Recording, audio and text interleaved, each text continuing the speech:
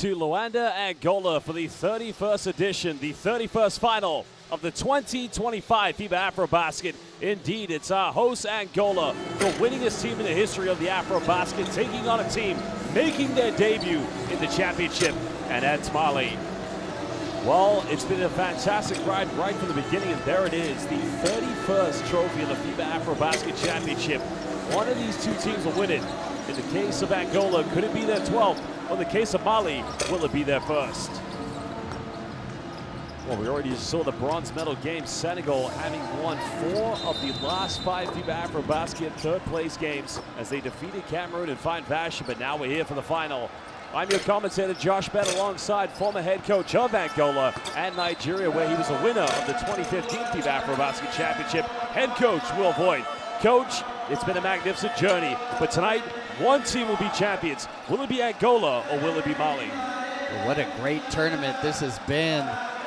So many teams coming into this with a legitimate chance of winning, but only 2 remain. And of all those teams, I'm not sure how many people had Mali pegged for this final, but this young upstart team, many of them gaining experience with that magical silver medal run at the Under-19 World Championships. And here they are with a chance to win gold here at AfroBasket. This was a team that lost their opening game against Egypt. I mean, it was a tough game. They showed a lot of fight. Now, they did win against Uganda in the second one, but the disappointing one where we felt like they had learned, they had grown together when they were leading against Senegal in the final group stage game and then ended up losing by 10. But then the road to the quarterfinals, defeating Guinea by a slender 3 points, and then the huge comeback in the second half against Cote d'Ivoire, and then it was almost inevitable, a rematch against Senegal. This team just doesn't know when to quit. They don't know how to lose, Coach, now. Well, it's really that. They just have confidence, and you can see they look pretty loose. And for them, it's been all about timely baskets. There's no statistic that jumps out to you, but they seem to come up with the big 3, the big play every time that they need it. And of course, in that victory against Senegal in the semifinals, their key player, Aliou Diarra, getting into foul trouble. And of course, other players came in, stepped up big. I mean, that was probably the best performance we saw from Koulibaly. But tonight, he has got to make it through the whole game. If they are to come to their first ever championship final and take the title home, he's got to come big, Coach. Well, definitely. We've seen different players step up for them in this tournament. So one game it's Kanuti, another game it's Diarra, another game Koulibaly. I think for them tonight, they're going to need more than one, and especially that backcourt going to have to handle this pressure from Angola. And your former team, Angola, you know, you spent 2 magnificent years of your coaching career in this arena, helping them get qualified for the 2019 FIBA Basketball World Cup in China. And you know about the culture. But the key name to look out for, we would say it's Bruno Fernando, but in the last 2 games, Coach, it's been Shilda Dundo. Well, Shilda has been electric in this tournament. Mighty Mouse out there throwing his body around in the paint, but also hitting timely threes as we saw in that last game against Cameroon. Well, basketball fans, we kindly ask, if you're able to do so, to stand and pay respect for the national anthems of these 2 beautiful countries of Angola and Mali.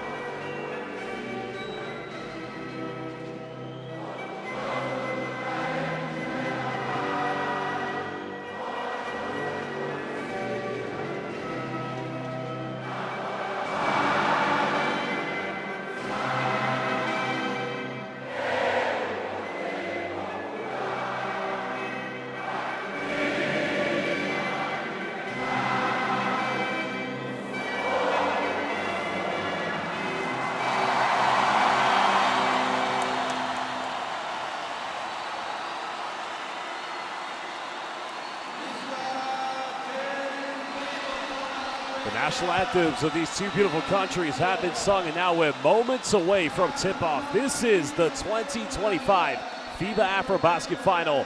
Mali in town here against Angola. Well, you can see head coach Alhaji Dicko getting ready to shake hands. He's already shaking hands, with Pep Claros. But now the players paying that respect, that homage with each other. But now it's time to introduce four very important people for tonight's game. And those are three referees, one commissioner and technical delegate. Well, our referees are coming from Australia, Rwanda, and Costa Rica. From Australia, we have James Grigul. From Rwanda, we have Jean-Sylvain Ruhamiriza. And from Costa Rica, we indeed have Roberto Fernandez. Our technical delegate and commissioner tonight is Jose Antonio de Conceição Ferretti. Well, Coach, Big Yannick in the house, your former player. No doubt he'd love to see his team win the championship. But let's take a look at the starting lineups. We will begin with Mali.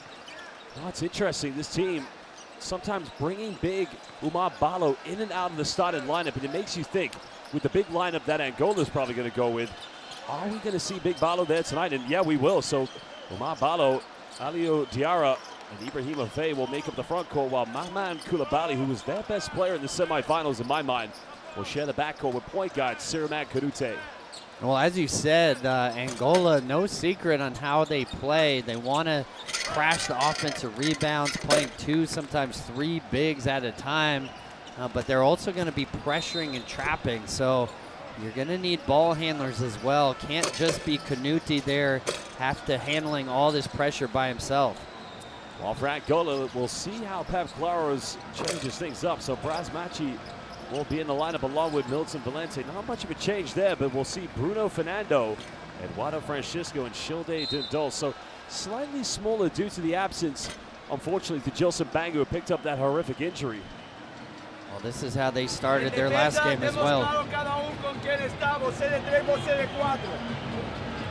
Cuando final de posesión, siempre pau.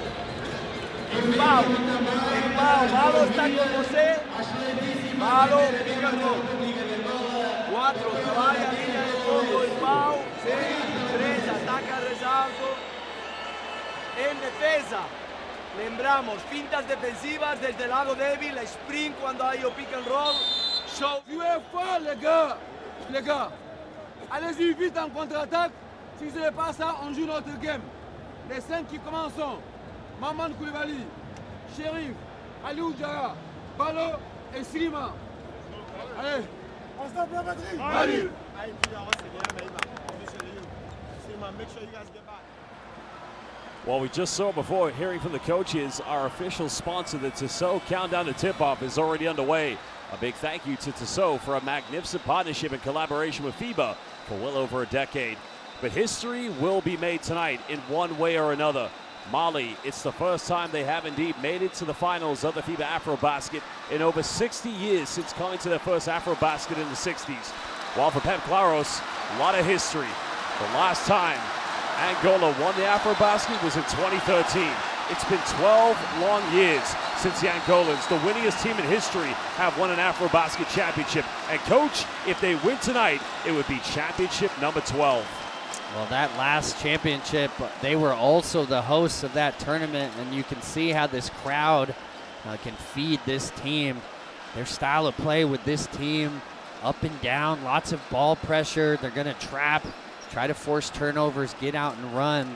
If you're Mali, you just have to be disciplined, not let this crowd get you out of sorts. And for Kanute, you got to expect he's going to have to play a lot of minutes here handling this pressure.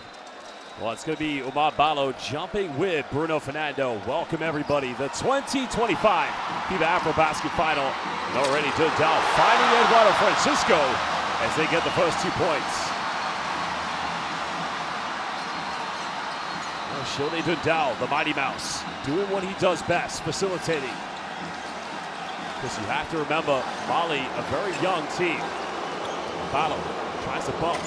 Early post entry, can't get it. Angola looking to push the tempo. Well, Dundal goes for an early three. It's up. Just can't finish. Trying to go in. Actually finding Valente uncontested from the mid-range on the baseline. But that goes out of bounds. Mali will get it back. Well, interesting on that first set, they had Koulibaly as the primary defender, or sorry, primary ball handler. We see the beautiful wraparound pass there from Schilde. Schilde also such a dangerous defender. We've seen teams struggle when they just left their point guards one-on-one versus him. Well, this is a very interesting matchup because Canute possesses the lightning speed of Schilde Dundell. Diarra wants to attack. That's the kick out to Koulibaly. Pump fakes. It's a 3 off in time. And now here comes the Mighty Mouse. Dundell will get stripped. Good defense by Canute. Oh, Francisco is out of bounds, so Mali should get it back. Yeah, good call there from the official. See, Francisco's out of bounds as he dove, but the intensity of this game, this is what we should expect here. Up and down pace, lots of pressure. Should be a fun one. Well, Toy just doing his work. Infamous. Oh, he's just a legend, isn't he, Toy? Well, Toy is a legend. See him entertaining early in this game. Mali's still looking for their first field goal. Canute. Find Diarra. She's just trying to stack strong. Diarra elevates. And now we just calm down as the Malian fans. You can see them getting into it. A really nice post move there from Diarra. One thing we haven't seen this tournament are teams looking to post up Schilde Dundell. Maybe something Canute could look to do. He's been playing off the ball a fair amount here early in this game. Well, Mali let that one go out of bounds. Here's the turnaround jump hook coming from Aliou Diarra. The frustrating thing, coach, for Mali, they could have come up with possession. Well, every rebound's going to be a battle. You can see all these big bodies. Angola's just going to rotate bodies in. They want to crash on every shot. Fernando trying to bump with Balo. Nice job of missing from point-blank range. Now Canute wants to run. Canute. This time, Angola have numbers. Dundell finds Francisco. The team just need to settle into the tempo of this game. Going in again and rejected. Great work by Diarra. And again, just like he did in the semifinals, coach, Francisco getting the opening 2 field goals. Well, it is absolute war in the paint. That's how Angola wants it. They send bodies inside, sacrifice spacing for offensive rebound opportunities. Well, great anticipation. Koulibaly comes up with it. Now they have numbers. Diarra connecting early. Oh, great pass there. We've seen so many lobs thrown by Canute in this tournament, and just the pace and intensity of this game, exactly what you thought it would be. Well, Francisco's leading the way here for Angola. Draws a foul, he'll go to the free throw line. The foul may be called. Yeah, it's on Ibrahima Haidara.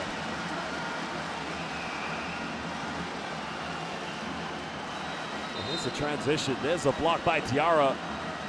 Because what's interesting about Eduardo Francisco, coach, he hasn't played really too much in the group stage, but it was in the semifinals where he made that surprise start here for Angola. Well, Coach Claudos likes to get his bench guys starting opportunities. And so we've seen it with Valente and Makachi.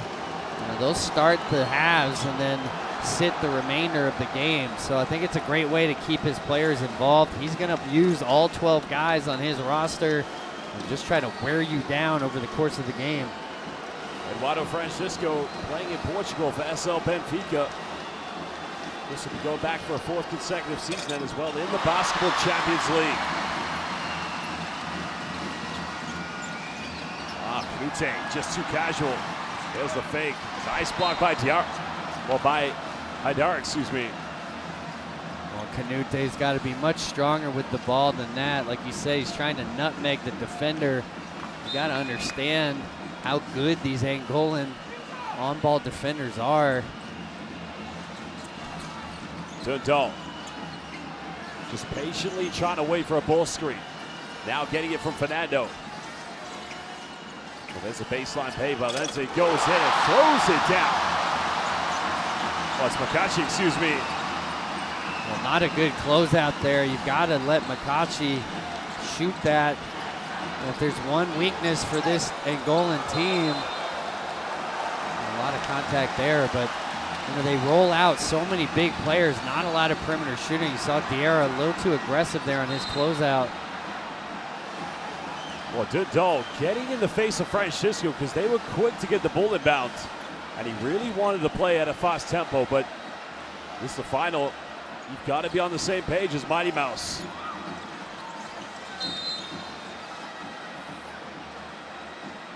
Angola just struggling to get the ball inbound.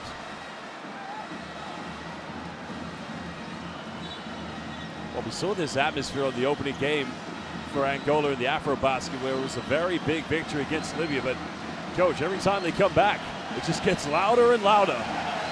Well, you knew that this crowd was going to be here in full effect, and you can hear them cheering their team on right now. And so much of this crowd energy feeds into the way they play.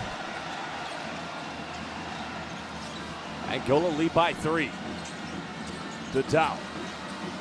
Nice pass. Francisco goes in with a two-handed rim rocker. A beautiful pass there from Dundal, and almost coming up with a turnover here. Caught Mali in between a switch there.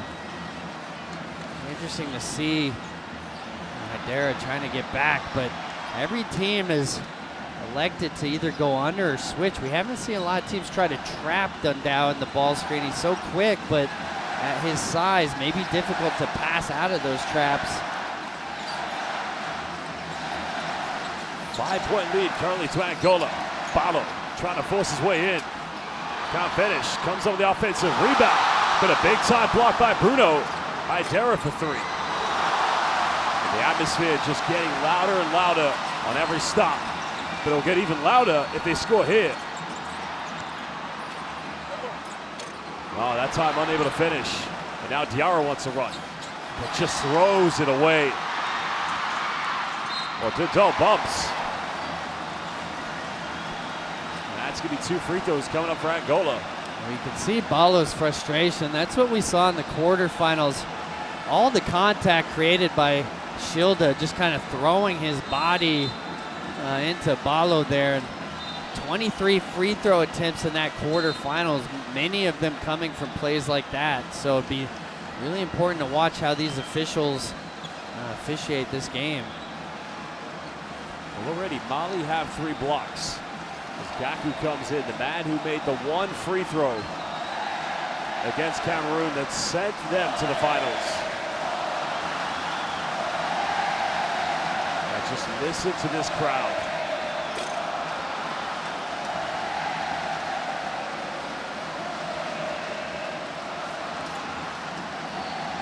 Gotta wonder too when, how long Mamadou Diarra will stay on the bench. He's really been on fire for them the last 2 games. Obviously, it's been a struggle for them offensively here early on. Maybe look to him to come into this game, knock down a couple big threes. Well, 0 for 2 from the free throw line. Because Mali's got to be able to handle the pressure. You see getting that handoff.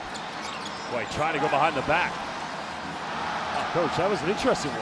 Well, I think he got lucky there. I mean, one thing Canuti's got to learn, some of these cute passes we've seen him attempt, it's just not going to work against this physical team from Angola. You're going to have to be strong with every possession.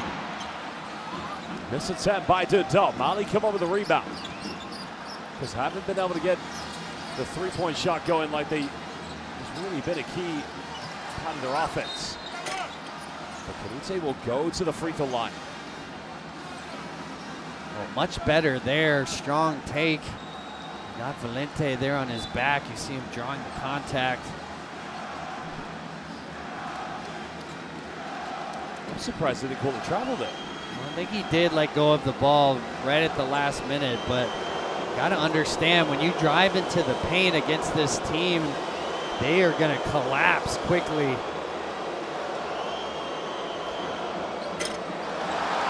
Just missing the first free throw. You know, it's quite often when we see him starting in this primary point guard role, he ends up having 10 assists before he has 10 points, but you've got to make the free throws count. This is the final.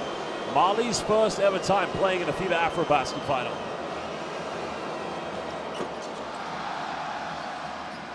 Lucchetti subbing into the game, as well as Celta Miguel.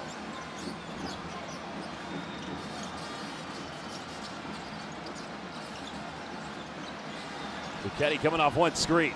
Finds Fernando wide open, but Fernando. Well, that should have easily been 2 points for Angola. Canute change of pace. No foul given. Turnover. It looked like that might have been deflected there.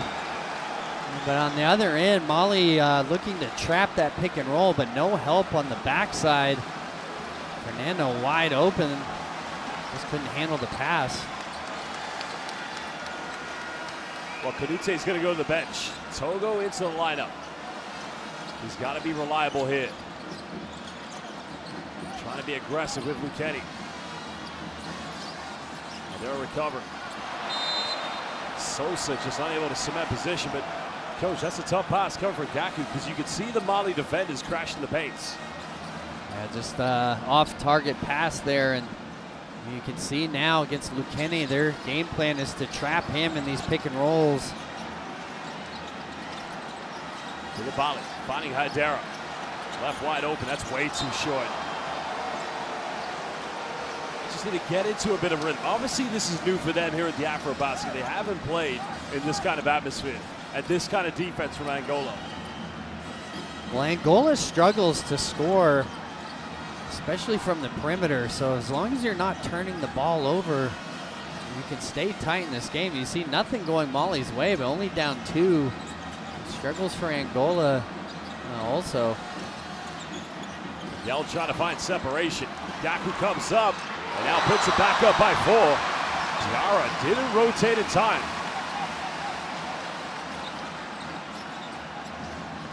You see Koulibaly again, the primary ball handler here.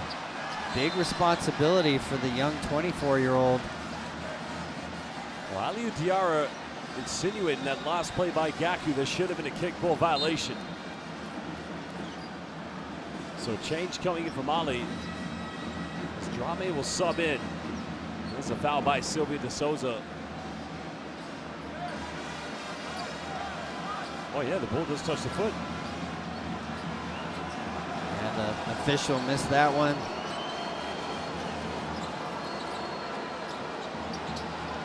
High screen coming. Mamadou Diarra, final seconds. Has to pull up for a tough one. Only Drame contesting for the offensive board. Aliou Diarra's got to get back. The foul is going to be called against Mamadou Diarra.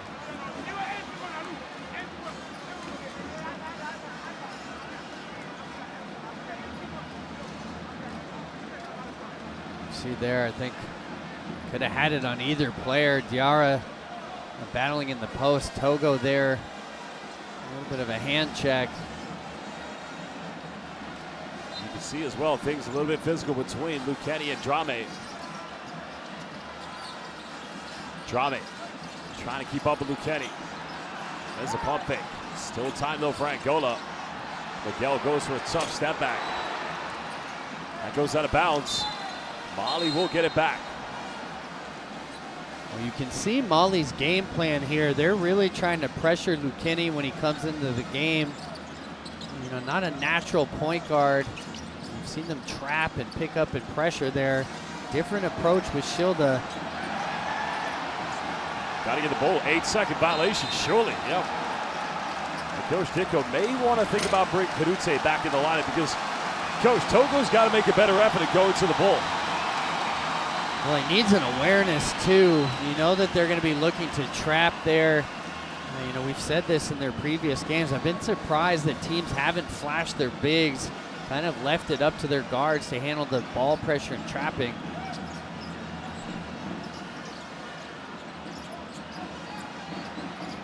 Drama again, trying to keep Luchetti in front of it. Luchetti finds an opening, goes for a reverse layup. Mali is able to survive. This time the foul is going to be called against Gaku. That's going to be the third team foul against Angola. Both teams only one foul to give here in the first.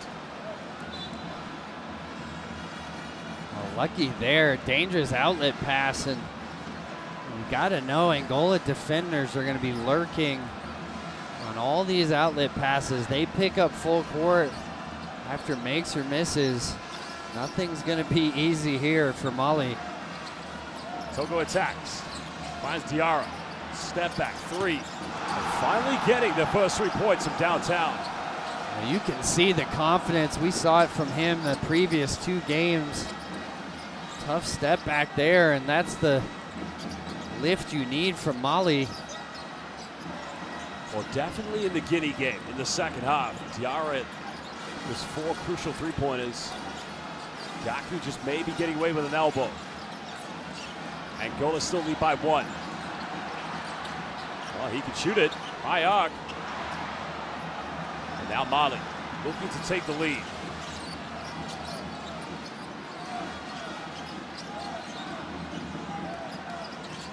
Koulibaly just trying to find a way around, but wow, that's a poor offense. And now Miguel. Foul's going to be called. It's a blocking foul. So 2 free throws coming in for Celta Miguel. Togo feels like he pushed off with the left arm there. There's definitely a lot of contact. Couldn't see if he extended the arm up or not. Well, the fans definitely loving the occasion. Celta Miguel will go to the free throw line here for Angola.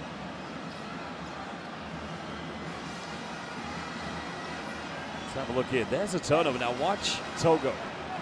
Well, you may have, yeah. Definitely see with the left arm, coach. Yeah, it definitely looked like Miguel might have got away with that one. It's interesting here at the AfroBasket because he's at times very much been an off guard. When we saw him last summer at the FIBA OQT in Valencia, especially in the game against Spain, he was the primary ball handler for them at times. Well, they really don't have a natural backup point guard.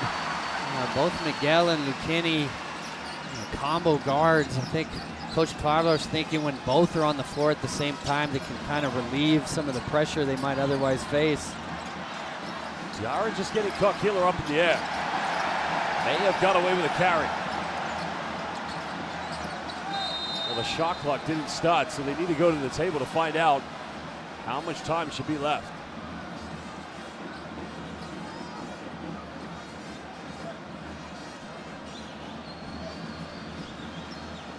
I can imagine there's a lot of time here, Coach.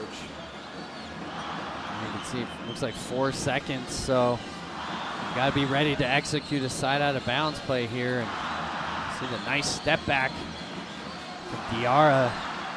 Might look to get him a touch here.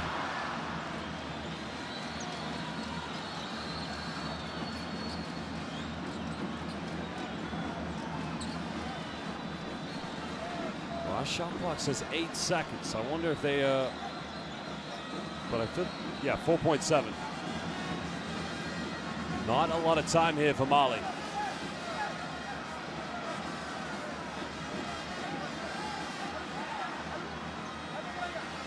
Hassan Drame is going to inbound this one. 46.6 left to go here in the first quarter. Mali do get a bucket here. Could have a potential 2 for 1.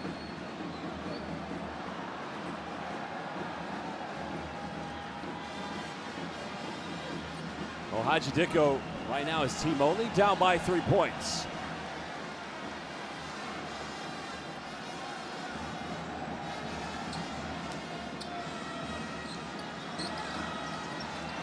So we get a knock to the ground. Koulibaly's got to go quick. Has to put up a prayer near the half court. And again, Coach, you said it. Clock awareness not quite there.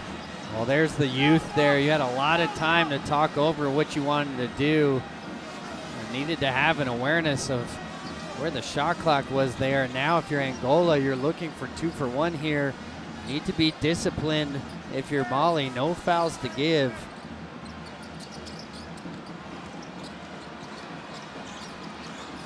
Lucchetti just trying to battle here with Sandrame. Drame's got to be careful. Man, just an unnecessary foul because, as you said, no fouls to give. It's going to be 2 free throws coming up here for Lucchetti. Well, it's just a lack of discipline. He's got a little bit of the ball, but you can see him grabbing the waist there. And you just got to know in that moment, fouling 29.6, the last thing you want to do, potentially giving them a 2 for 1. I like the sub here, bringing Kanuti back in the floor. Expect to see probably middle pick and roll here between him and Diarra, but first have to get it across half court. Angola's going to extend their pressure, see if they can force a turnover. Well, Lucchetti currently at the free throw line. Other plays had his inconsistencies from the charity strike.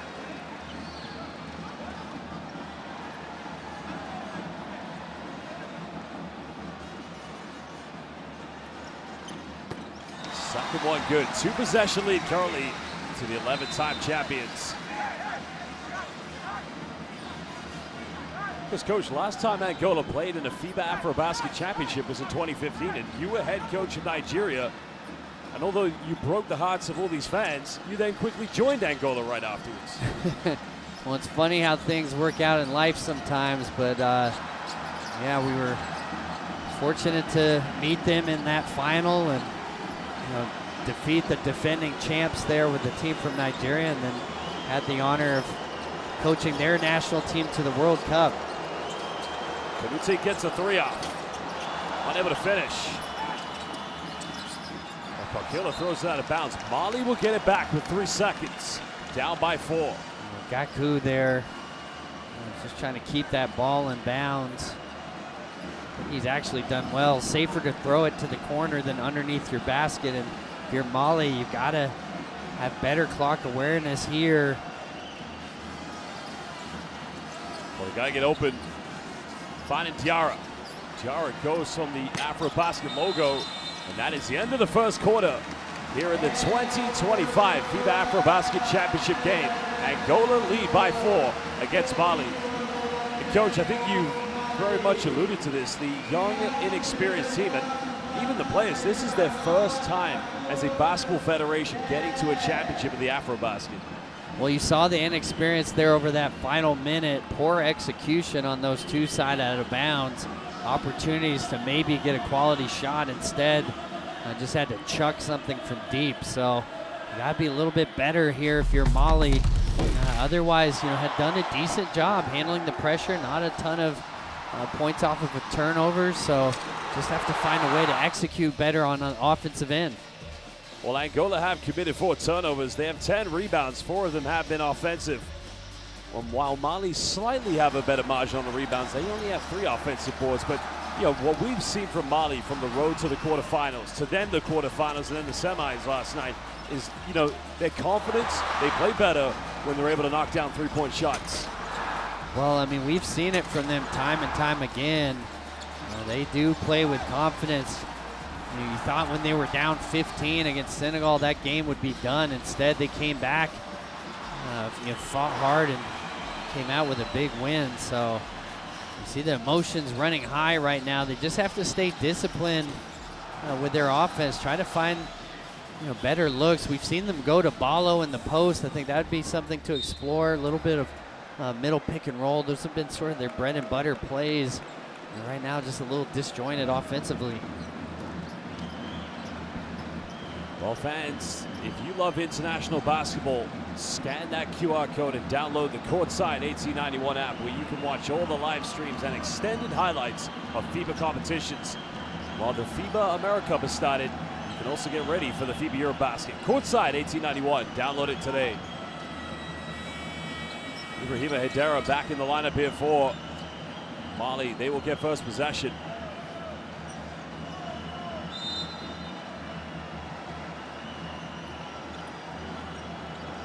Sylvia De Souza still here in the lineup, as well as Shilde Dindol back on the bench. So Pep Clara's keeping the same 5 on the floor here for Angola. The one exception of João Fernandes. Canute will fire a 3. Goes out of, well, like Fernandes had last touch. Well, I think definitely that was Coach Dicko having a conversation over in the end, so I don't think he's seen it, but it looked like that was off of Fernandes. Well, no complaints from Mali. Angola get it back.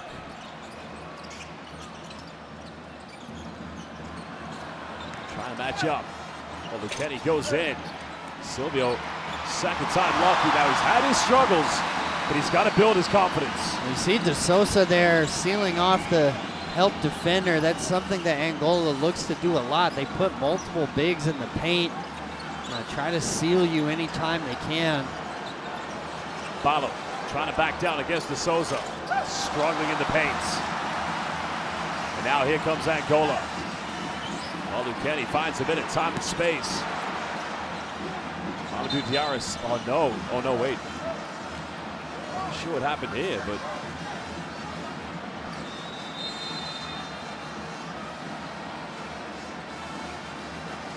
Diarra saved it going out of bounds, but for some reason, no foul has been called, but it will be possession back to Mali. Unless it hit the, probably went out of bounds right there.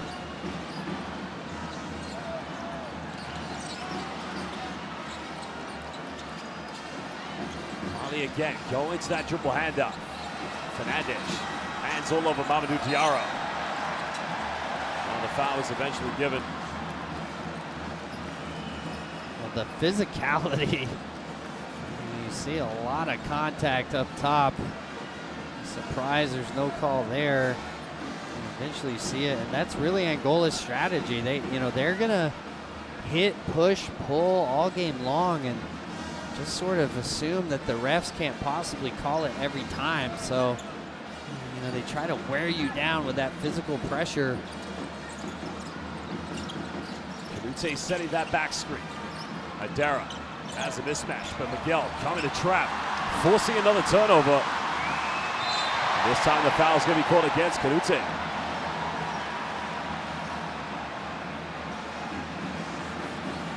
That's only going to be his first personal foul here in the first half. But will the officials decide to go to the monitor to review this? I think he's clearly making a play on the ball. Shouldn't be much to talk about there.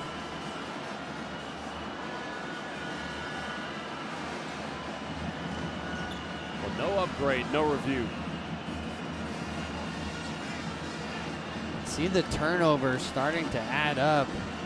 9 already here in this game. And just got to figure out a way to handle this pressure. We've seen every team in this tournament struggle. Fernandes not going to take the three-pointer. Now Miguel gets to the bucket, goes in. Again, where Mali is struggling here, Coach, and this is down to the fight, the tenacity of this Angolan team, is usually Mali has a good job of keeping teams off of offensive boards, but you can see tonight, it's a new test for them. Well, I mean, Angola with 3 bigs on the floor right now. That's how they typically play. They rely on offensive rebounds, points off of turnovers.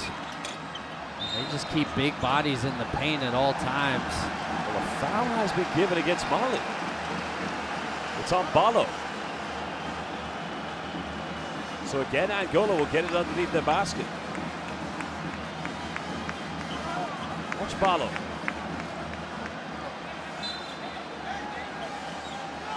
Tough one. Yeah, that is a tough one. There's so much banging going on in the paint, and the referees, it's going to be a hard time just deciphering what you're going to allow and not allow. Another foul called on the ground. Coach, I don't understand why Sissoko is running out to Fernandes like he's Reggie Miller. Well, you're absolutely right. Poor closeout there from Sissoko. You just got to stay compact, and it's challenging. They'll put 2 bigs in the paint.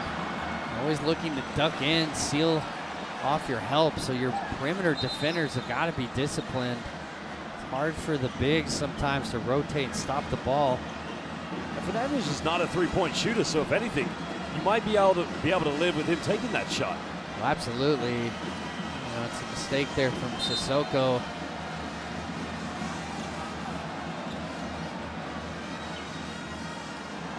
Still Mali, you have Aliou Diarra back on the bench. At some point he's going to come back in. Now if you're Angola, well, it's a turnover. I was going to say you want to get Kanutse to pick up that second foul. Well, again, one thing we have not seen any team in this tournament do is post up Shilda. It might be a way for Mali to find a little offensive rhythm. It's such a struggle on the perimeter. You see every one of these catches, defender right up in there. Time winding down. Barlow has to go for a tough fadeaway. Diarra coming up with the offensive board. This is what he does best. That's going to be another foul on him, and that was clear as daylight. Well, one of the things you got to watch for, Angola gets so close to you with their defensive pressure. Sometimes you wonder if they're inside the cylinder. The offensive players allowed movement, natural movement inside the cylinder. Maybe a little extended there, but this Angola defense, really difficult to officiate. It's just so physical with everything that they do. Angola can extend their lead. 3 minutes played here in the second quarter. Celta Miguel just trying to take on Haidara. Barlow had to come out and recover. Doe has to put up a tough one. The bank is open. Mighty Mouse. A good well, again, Haidara out of control. Well, Haidara's arguing that it was a push in the back, that he thinks this should be upgraded. You see Shilda just throwing up a prayer there late in the clock. That's a beautiful pass. Great awareness there to see Haidara. And Coach, what did you think about that last play? Because you can clearly see there was a hand in the back from Celta Miguel against Ibrahima Haidara, but do you think that justifies the possibility of going for a review? I didn't see anything. You know, it was hard to tell from that angle, but nothing that put Haidara in danger, nothing that seemed unsportsmanlike. Well, unfortunately for Mali, he does miss the first free throw. Because Ibrahima Haidara, the last time Mali and Angola met was in the 2013 FIBA AfroBasket. He's the only player tonight that played in that game. These two countries, they've met 4 times. And that was the last meeting. They've never met since then. So the first time they played in 12 years.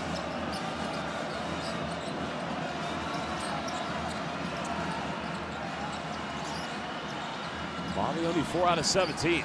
Angola 7 out of 25. But they are leading by 8. Valente doesn't want to pick up that second foul. A tough one. Valente does well to keep it in bounds. Now Doe down the middle. Goes in for a floater. Mighty Mouse one more time. He's just so quick with the ball. You got to be disciplined with your closeouts there. This is a dangerous time in this game if you're Mali. Well, unsportsmanlike foul is going to be called down. Well, I think it's on Drame.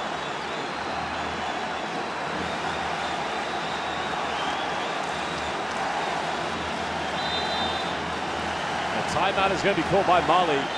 Down by 10 at Mighty Mouse. Right now, they might be building a statue of him here in the city of Luanda if they're to win their 12th championship. Well, we're going to go down to the benches to find out what the coaches have to say. Second quarter here of the 2025 FIBA AfroBasket Final.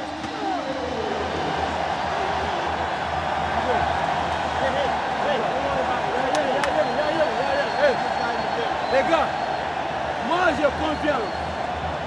Moi j'ai espoir. Ni te voyez. Wallahi nous m'abla. Ça va se jouer dans le mental. Pendant les 4 fautes, Mais on continue à jouer, les gars. On continue à jouer comme ça, on ne lâche pas. Il n'y a pas de chemin à vous donner que de soyez des garçons dans la tête. Je n'ai aucun chemin à vous dire. Continuez à jouer comme ça. Les gars, battez-vous au rebond. Ça va aller. Il faut vous attendre à ça. C'est pas la fin du monde. Avant pour bouger ça, on tient trop la balle.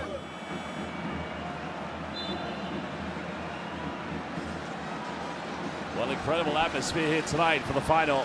And you just saw the QR code for Courtside 1891 during that timeout. Next time you see it, scan it, download it, so you can get all the best live streams and extended highlights of FIBA competitions. Courtside 1891.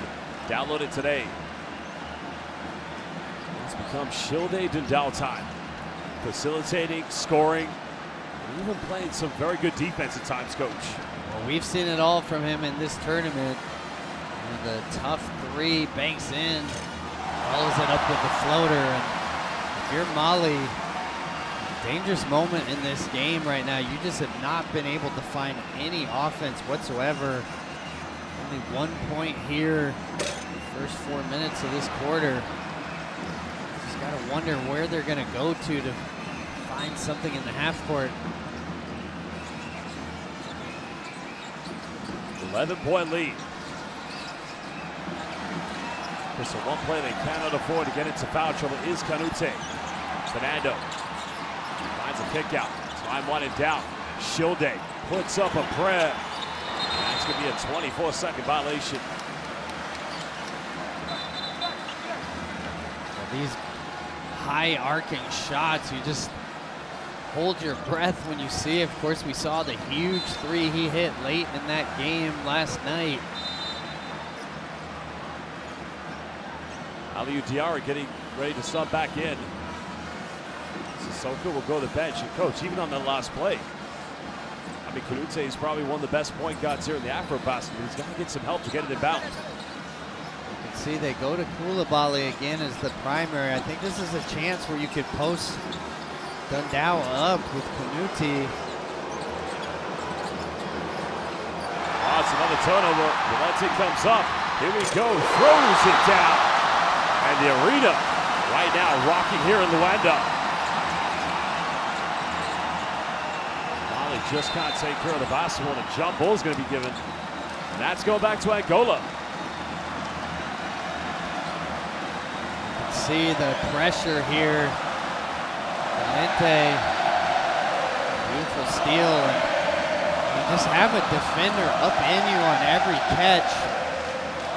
You're Mali, you just got to find one player comfortable enough to immediately grip and go. I think the bigs, Diarra, really both the Diarras potentially could be flashers, be these pressure release players, take some of this heat off the guards of Mali.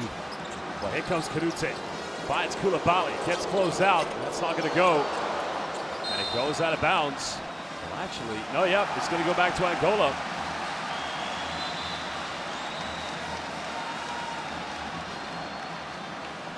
Mali too, maybe consider going to a zone here, just something to change the pace of the game. All the momentum in Angola's favor right now.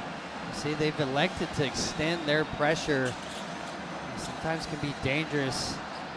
Shilde so quick with the ball. Dundal again. Well, he's made 1 3, another one. Great job by Diarra preventing the putback. Now Canute goes himself, but only Balo following up. And look at the speed of Shilde Dundal. Throws it up, but it's intercepted by Diarra. And a chance again. Mali, breakaway. Well, it's those cute passes, coach, but Diarra goes in. Almost turning it over. Absolutely. Canute really lucky there.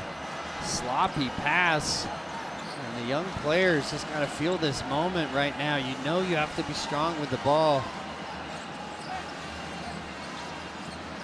Well, that becomes the second field goal for Mali in transition. Canute, nice timing.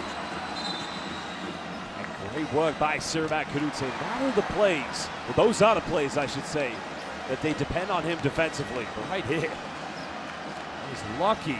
Aliou Diarra was running in transition as a trailer. And Ballo just barely able to get his fingertips on that. And if you're Mali, you actually have to feel fortunate. Only 13 points scored here, yet you're only down 11. Just gonna find a couple of quality possessions, but you see how tight these defenders get on the catch. I think the answer is just to clear aside, rip and go. See if the officials start calling some of these hand checks, but it's going to be really tough to enter your offense with any kind of side-to-side action. But that field goal from Alio Diarra, that's their first one of the second quarter. So it's been a very tough quarter for them indeed. Angola have one foul to give.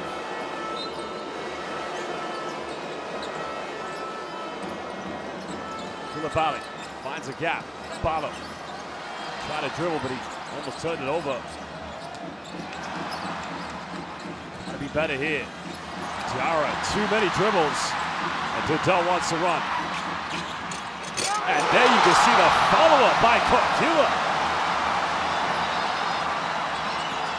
Well, there's a foul. This will do Diarra's confidence a lot of good. Well, it's interesting. You saw the flop warning. We saw in that quarterfinal game, even Almeida ejected from that game on a flop. And you know, that's the thing about Schilde. He's so small and he goes in there at such high speeds, but often he's throwing his body around trying to get the officials to give him fouls. So it'll be interesting to see what happens moving forward. The warning being given to Dendau here. Johnson cut it down to a 10-point deficit. Diarra makes the free throw. 3:33 to go here in the second quarter. Dendau would love to get that second foul called against Kanute. Because Togo, the backup guard, he also has 2 fouls for Mali, so backcourt needs to be disciplined. Fernando, pump fakes, goes in. Way too easy by Bruno. See there, trying to trap Dendau. He does a nice job getting off the ball, finds Bruno Fernando in that short roll, and Dendau really doing it all. Well, that now becomes the 9th turnover hit for Mali. Fernando goes in.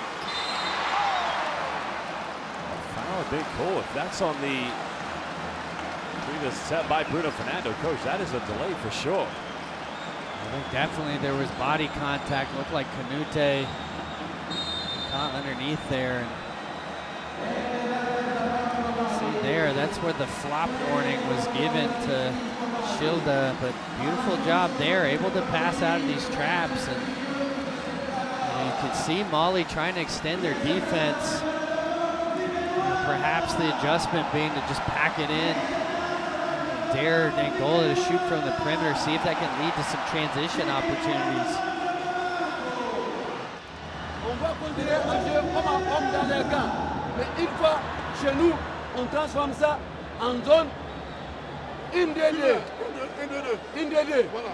Je ne vais pas faire ça ici parce qu'ils vont voir ça. Ok? Donc on commence par défendre ici, man to man, man to man, man to man, man to man. Mais dès qu'ils transforment ici, embarquez 1-2-2. Hein?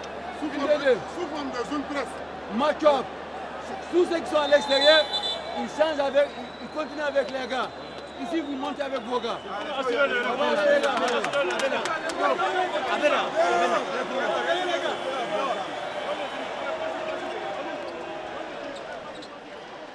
Well, coach, 2 points of area that are a concern for Mali. Number one, they're only 1 out of 10 from the perimeter. And as we said, they are a confidence, volume, 3-point shooting team. The other concern, which I think is far greater, they already have committed 15 turnovers. Well, it's the turnovers and the offensive rebounds. 10 offensive rebounds for Angola already, and this is how they play. Their points are going to come from second chance opportunities, and if you're Mali, you just got to be more disciplined. You really have found nothing offensively. We've seen in the past them go through Ballo on the low block. And we've seen Koulibaly heat up from the perimeter. But both of those players struggling so far here in the first half. 1 out of 2 for Bruno Fernando. Of course, if Angola makes all the free throws, that's almost a 20-point ball game. Koulibaly goes up off the dribble. Nice offensive rebound. Diarra draws another foul against Bruno. It's going to be a second personal foul. It's a nice pump fake there from Diarra. See Koulibaly is unable to find his rhythm, and that's what this ball pressure does. It just speeds you up, gets you playing out of a tempo you're not necessarily comfortable with. Well, Fernando's going to go to the bench. Silvio de Souza checking back in the lineup here for Angola.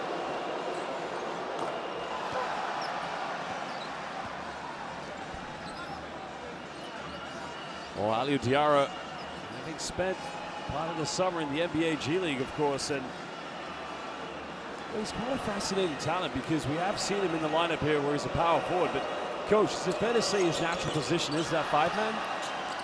Well, we've seen some perimeter shooting from him. I think for his career, as he continues, probably his future as a 4, but you know, playing in the BAL as well as a 5-man, and you see Mali going to a zone here. Final seconds. Koulibaly matching up with Shildy Dundal. Trying to force up a press, a deep one, and another offensive board. Put back no good. Another offensive ball, but a big-time block by Diarra. Mali come up with it. Koulibaly trying to break down the pressure himself. Kanute, pump fakes, gets off a quick 3. Not a good offense again. Goes out of bounds. But the thing is, from this little mix-up from Angola, it did take off 3 seconds from the shot clock. So indeed, they got 5 to get it over the halfway line.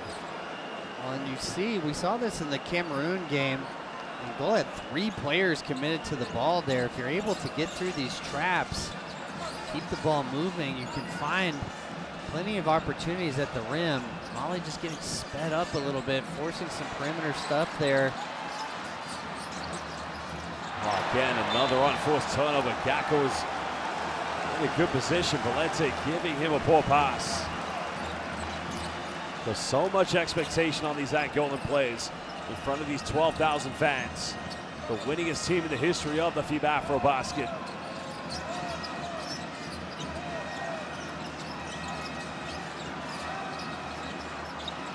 Mali just trying to set up. Nice seal out by Koulibaly.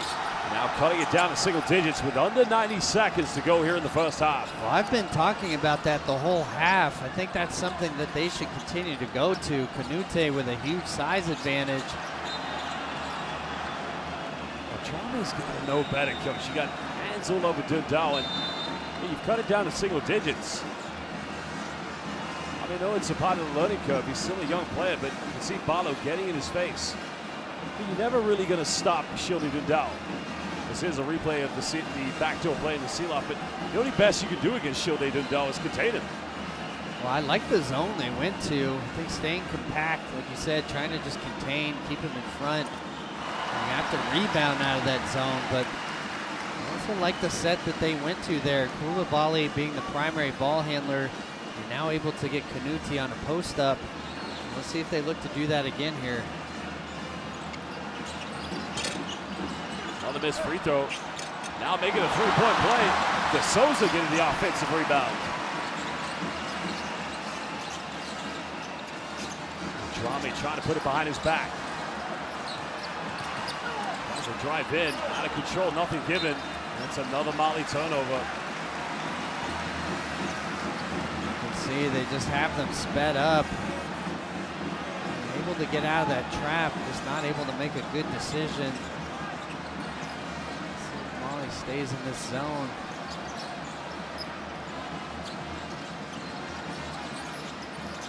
Miguel makes that pass. Gakko pump fakes. Now Gakko gets it, fires it.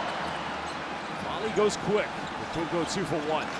Down by 12. Well, they need to have clock awareness. Definitely should be going 2 for 1. And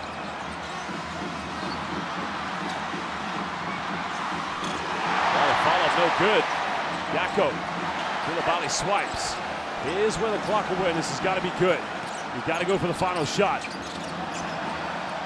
Not only do they not go for the final shot, We'll just turn it over. See De Sosa still on the ground there. Definitely looked awkward when he went up to finish. Not sure what exactly happened.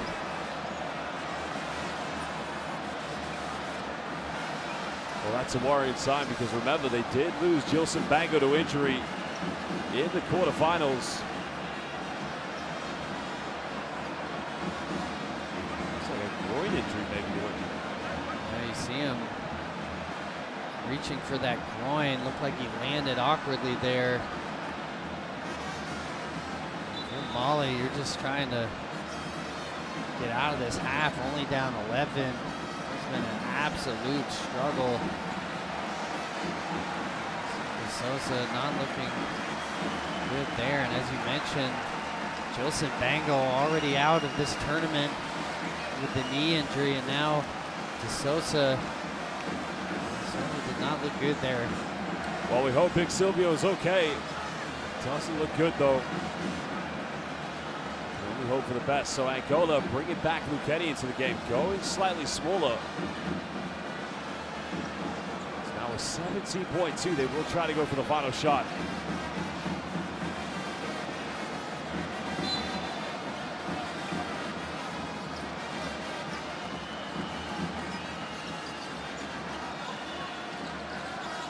Mali still in the zone. Dundal fighting Miguel again. Have to take this one. There's a pump fake. Step through, goes up for it. Doesn't get it. And that is the end of the first half, where Angola currently lead by 12 points against Mali in the 31st ever final of the FIBA AfroBasket. Coach, inexperience definitely coming into factor here for Mali. Well, they have definitely been rattled by the pressure here. Really nothing going whatsoever. I think they got to feel fortunate to look up, only be down 12 points. And typically you score 20 and a half and you could be down by a lot. And we've seen them before in this tournament come back. So again, down 15 points against Senegal, came back in that second half. But if you're Mali, you just have to find something offensively that you can go to. Well, you can see both teams not productive from the three-point line. I mean, Mali actually are a better three-point shooting team than Angola. But the one stat that really, is very visible is the 18 turnovers. I mean, the turnovers have been a struggle. It's been the offensive rebounds as well, and pretty much nothing going Mali's way there. I did like the adjustment defensively, going to that 3-2 zone. I thought it did cause some issues for Angola. Just trying to stay compact, make them beat you from the perimeter, and of course you got to rebound from those positions. Well, we'll look at the highlights from the second quarter so far. Aliou Diarra does lead Mali with 11 points. He also has 5 rebounds, but he's one of the leaders in terms of turnovers. He has joined 4 turnovers along with Mahamad Koulibaly. While for Angola, well, one player has been facilitating, and that indeed has been Shilde Dundal with 6 points. But Eduardo Francisco, man who plays for SL Benfica, leading them with 7. And great to see him really get a good start here in the AfroBasket final, Coach. You just see how tight they get with their ball pressure. They're right up in you on every catch. If you're Mali, you just have to be strong with the ball, rip through immediately. It's going to be awfully hard for those players to stay in front and potentially maybe can draw some fouls. See Shilda pushing the ball ahead, but it'd be interesting. He was warned for flopping there. We saw even Almeida picking up the flopping technical in that quarterfinal. There's something to watch here in the second half. Well, there's that post-up you talked about. Canute has got to go to that more often tonight against Shilde Dundal. We are live here in Luanda, Angola. Halftime. We'll be back in over 12 minutes for the second half.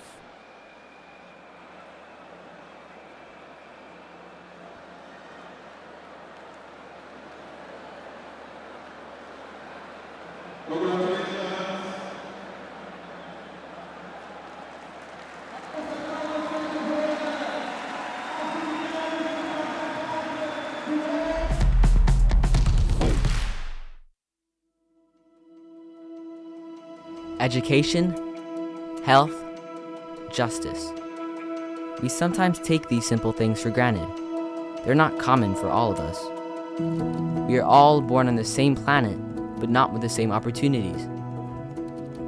Whatever our gender, color, belief, or capability, we are one. We are all on the same team.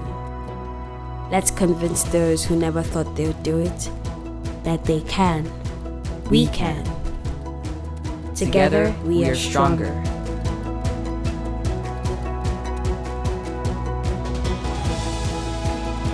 No matter your origin, basketball can bring everyone together.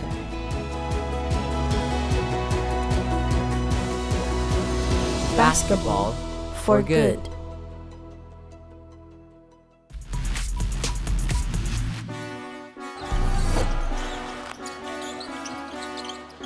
Well, good anticipation by Ballo. And now Giddy can take the lead. Oh my goodness, Diarra. Well, it may be the fourth quarter, but right now, Mali coach. Could have picked up a second foul very quickly. Dodal, Bango, oh my goodness! Luanda right now erupts into celebration. Childe with the dime, Bango with the Bango connection, coach.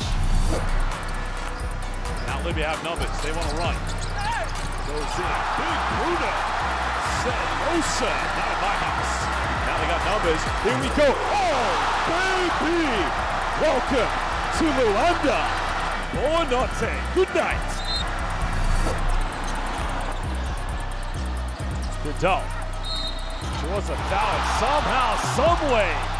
Childe Dodal now can level things up with 4:30 to go. Soko takes the pass, goes in. A beautiful play by Togo. Togo is really giving them. Koulibaly spinning. There's a kick out. Diarra, three, corner. Oh my goodness! Mali have set the roof on fire here in the third quarter. Huge three there from Diarra.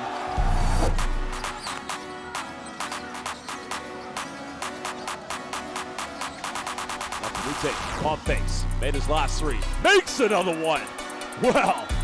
And that is a strong way for Mali to end the first half. His second three, and only Mali's third of the game. That's almost Stephen Curry-esque. Time on the clock, not a shot you want. Well, there's a lob. Are you kidding me? The king of Angola elevates, connects. What a big time alley-oop by Bruno Fernando. That time Diarra comes over with it. Now Canute wants to run, throws it up and connects with it. Mid-end. Well, what a alley-oop throw to Aliou Diarra. What a beginning for Mali. It's been good. You see there the beautiful alley-oop.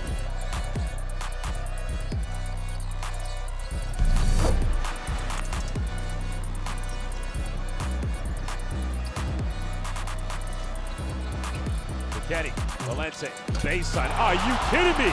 Valente just went Angolan Dr. J on Cameroon, coach. What a finish.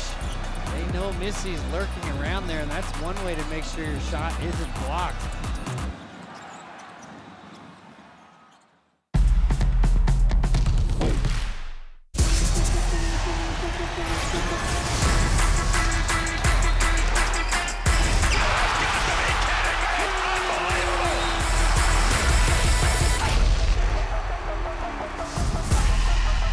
That is unbelievable. These guys will be legends in their own country, but also in the international basketball world forever.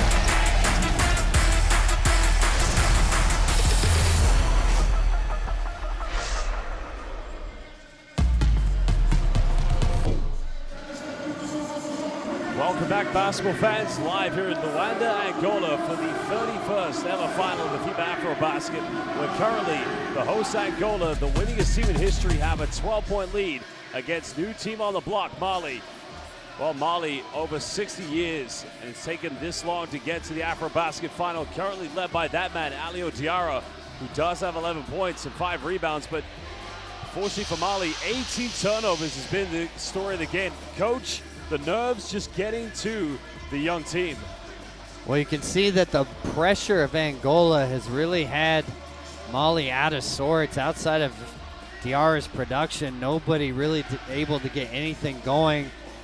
I like the one set they ran when they had got Canuti there in the post against Schilda. I think that's something for them to explore in the second half, but really unable to get anything going in the half court in this game. And you saw those turnovers really starting to add up there towards the end of the second quarter.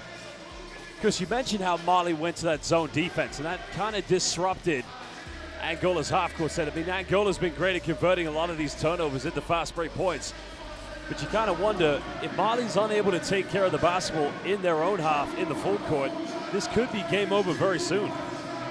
Well, absolutely. They've got to find a way to control this ball pressure, come up with some defensive rebounds, see if they can get out in transition, find something easy.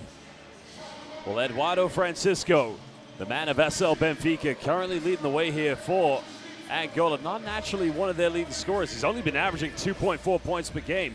But so far here in the finals, as well as in the last game in the semifinals, well, he got the opening 4 points. And you know, he's an interesting player. And you think with a player like Schilda Dundal, who's able to really draw the eyes of the defense, he probably can get a few more buckets tonight.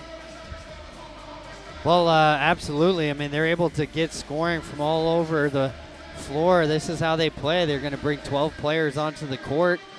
Every one of them is going to pick up in pressure, try to force turnovers, try to get easy points in transition. Well, Mali's got to limit the turnovers. They've got to be able to play with some fluid structure. Fernando picked up 2,000. I think another worrying point here for Angola, coach, is the fact that Silvio de Souza looked like he went down in a lot of pain after that one attempted dunk. We hope he's going to be able to come back. I'm not seeing him so far, though. Well, definitely did not look good. You saw him holding the groin, awkward landing there, so we'll have to see. But as you said, still in the locker room right now. I think you can see Angola collectively 26 rebounds. They do have 12 steals in the defense right from day one. I mean, it's just how, you know, it's very much how you used to coach this team when they made it to the World Cup. And Pep Claros, of course, picking up with the same style. It's intense, ferocious, full-court man-to-man defense. Well, that is definitely how they're going to play. And just try to wear you down. And, you know, Angola's really been a second-half team. And if you're Mali, I'd be a little concerned about where you are in this game.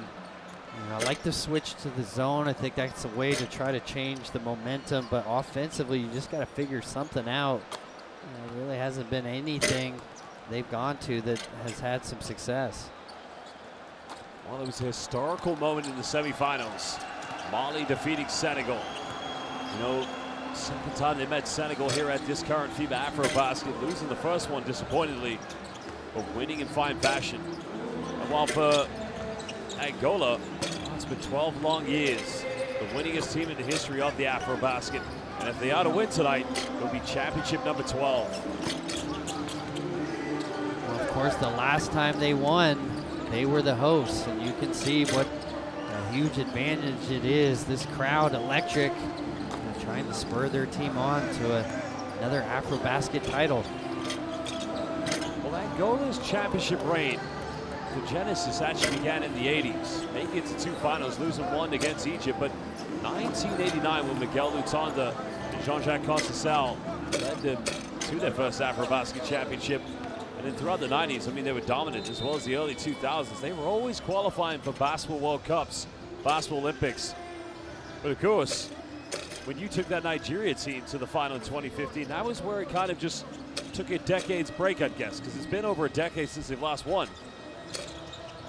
Well, you know, poised to change that here. So a lot of these young players now having that opportunity here at home. And you can see just 20 minutes away from etching their names in that history book. And Mali getting to his final has been a remarkable story. Opening game against Egypt, defeated. Bouncing back with not a comfortable win against Uganda. They had to work their way through the third quarter, but almost defeating Senegal in the last game of the group stage, and hearts were broken. But it was in the game against Guinea, coach, where I really felt they came into their own. They came back in that second half, and there you can see there is Gilson Bango Just picking up that horrific injury and another attempt to dunk. That was what was going through my mind when I saw Bruno go down. It was very similar circumstances. No, you're absolutely right. That same basket, both of them with awkward landings, and you just hope that De Sosa is going to be okay. He still has not come out of the locker room here at halftime, but you know, one thing for Angola, they have plenty of front court depth. Just as we saw when Jilson Bango went out, next player stepped up. Well, I wonder what the message would have been from El Hadji Dicko to his players at halftime. Probably more than anything, we've got to take care of the basketball. And there's Kikash Gomes, a legend of Angola basketball. And coach, another one of your former players, many would say he's the greatest in the history of Angola. Well, you're just going down the line of greats there. We saw Eduardo Menges also next to Carlos Moraes, and so many basketball greats here to watch this game tonight.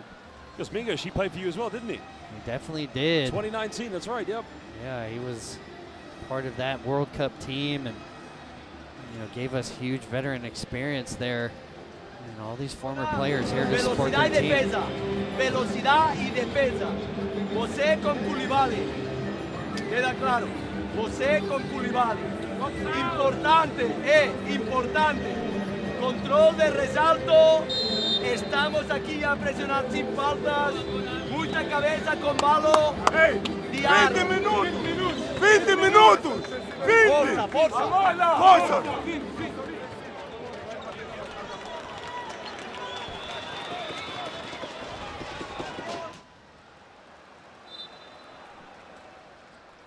Well, basketball fans, you did see the QR code for Courtside 1891. Make sure you download it so you can get all FIBA live streams and extended highlights of FIBA competitions as we get ready to get the second half underway. Remember, the FIBA AmeriCup has just commenced, as well as in a few days' time we'll have the beginning of the FIBA EuroBasket.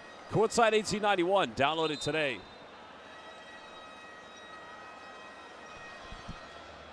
It is going to be Mali with the first possession. And coach, how crucial will these first few minutes be for Mali? Well, absolutely, and you just got to get this game into single digits, find some kind of rhythm offensively.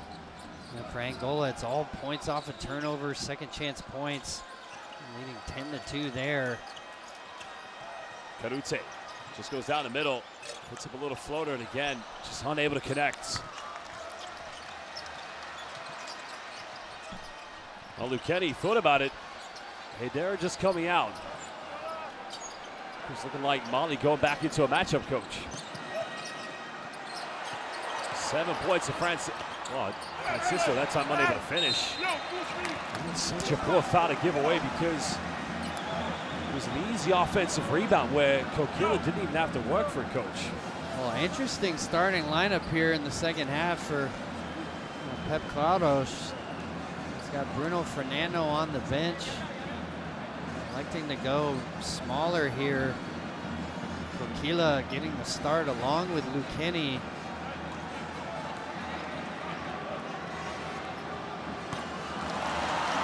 Kokila makes the first one. Mamadou Diarra watching from the bench. Currently playing in France for Le Voyage Boulogne, the former club of Victor Wembanyama.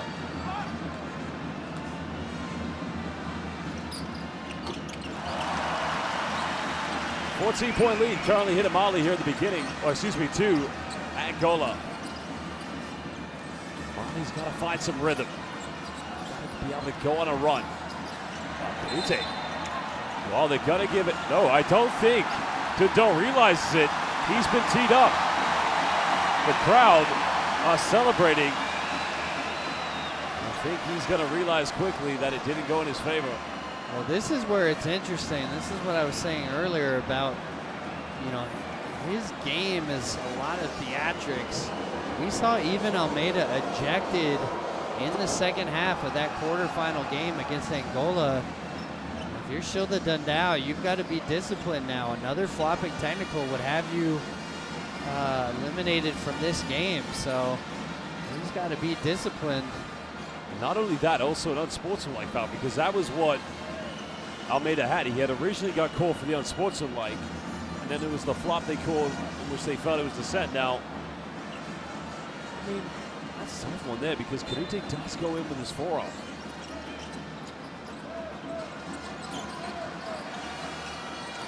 13-point lead of Angola. Dribble handoff. Now culminating in a ball screen. He comes back up with it. Well, everything just sloppy. Mali still had possession. Diarra trying to force his way in, but, well, they're going to call an offensive foul. Mali Diarra having a very tough night tonight, Coach.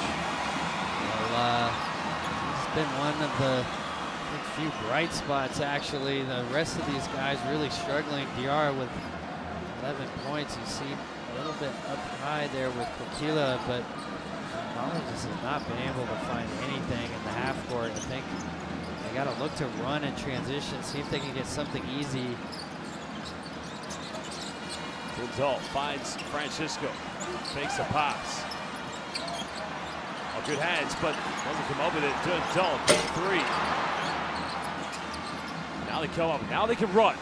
Kanute goes in with a left-handed layup and cuts it down to 11. Nice finish by Siramak Kanute.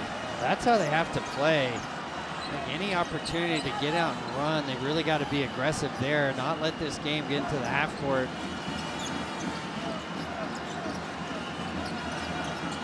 Idera trying to put some pressure against Ukeni. Ukeni finds a way in. Nice defense. The foul is going to be called against Kokila. That's going to be the second team foul against Angola here in the third quarter. We can see this zone is causing some problems for Angola. And these stops are allowing Mali to get out and run. It's really been the only area that they've found points in this game. They tried to go for the step through. In the end, had to recover. Nonetheless, a fantastic finish by Siramak Kanute. Pep Claros demanding Ukeni. Put some pressure against Koulibaly. Koulibaly bumps. Finds Diarra. Oh, I missed it. And he couldn't cut it down to single digits. Beautiful drop off there. Diarra is unable to come up with the finish. Another miss attempt. Now Mali can run here. They have numbers.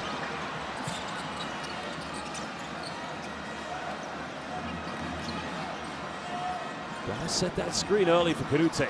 Gotta go quick. The horns action. Finds Diarra. Kokila discipline. Diarra really having a nightmare here in the second half, Coach. He's unable to finish these shots around the rim. At the same time, Angola, but you can see the diving on the floor. This is what it means. 12th championship. They want to win tonight. Ukeni. Final seconds. Dundal will set the roof off.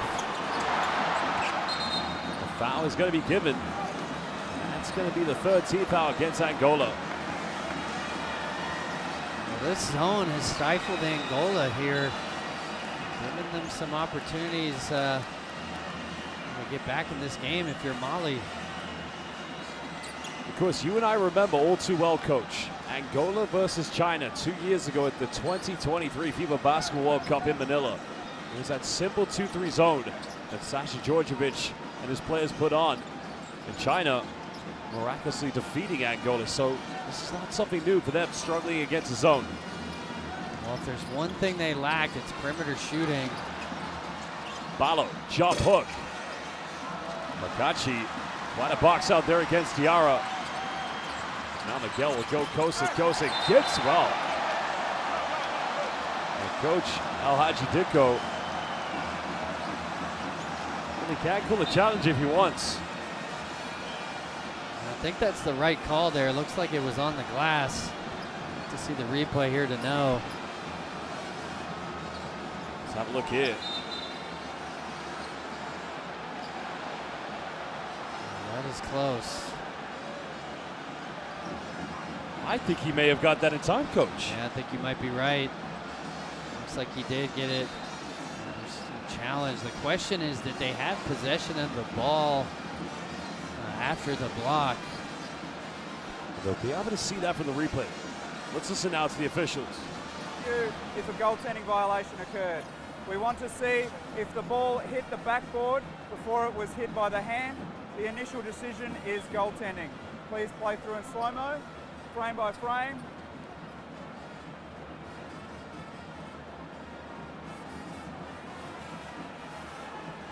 So I see that he hits that onto the board. I don't see that hit glass and then hand. I see that hit onto the board. What do you see? Is that the best angle we have? So I have that as a clean block. So after review, the basket shall not count and no one has control of the ball after, so we'll resume with a jump ball. Okay?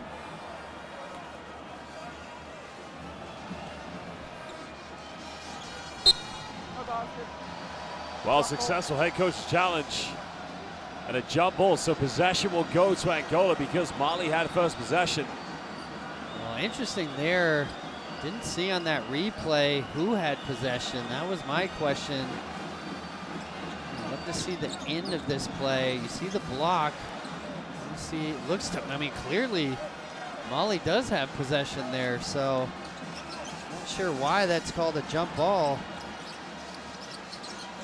Mali again, sitting in that 2-3 zone. Miguel, mid-range, that's what they needed. Somebody just to fire something against his own defense.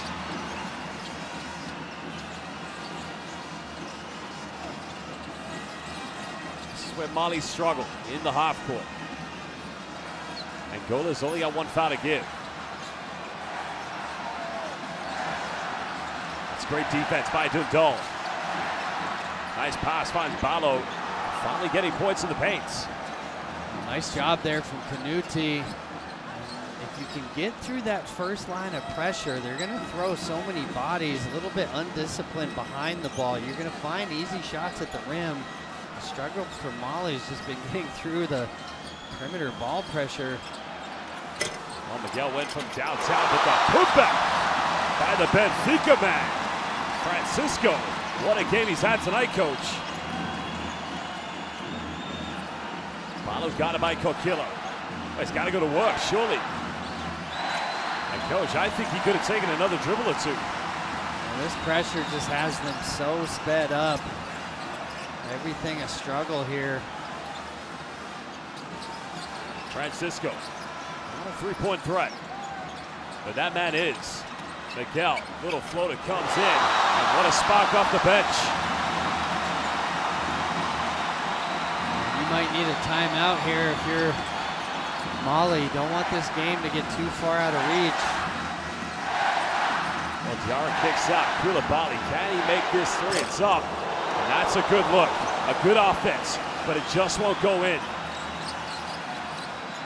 Definitely a good look. Just nothing going their way right now. Gotta hang tough if you're Mali. You kind of feel a bucket here is going to set the roof off. Almost 4 minutes to go here in the third. Dundal went for the acrobatic. That went off Obalo, so Angola's going to get it back.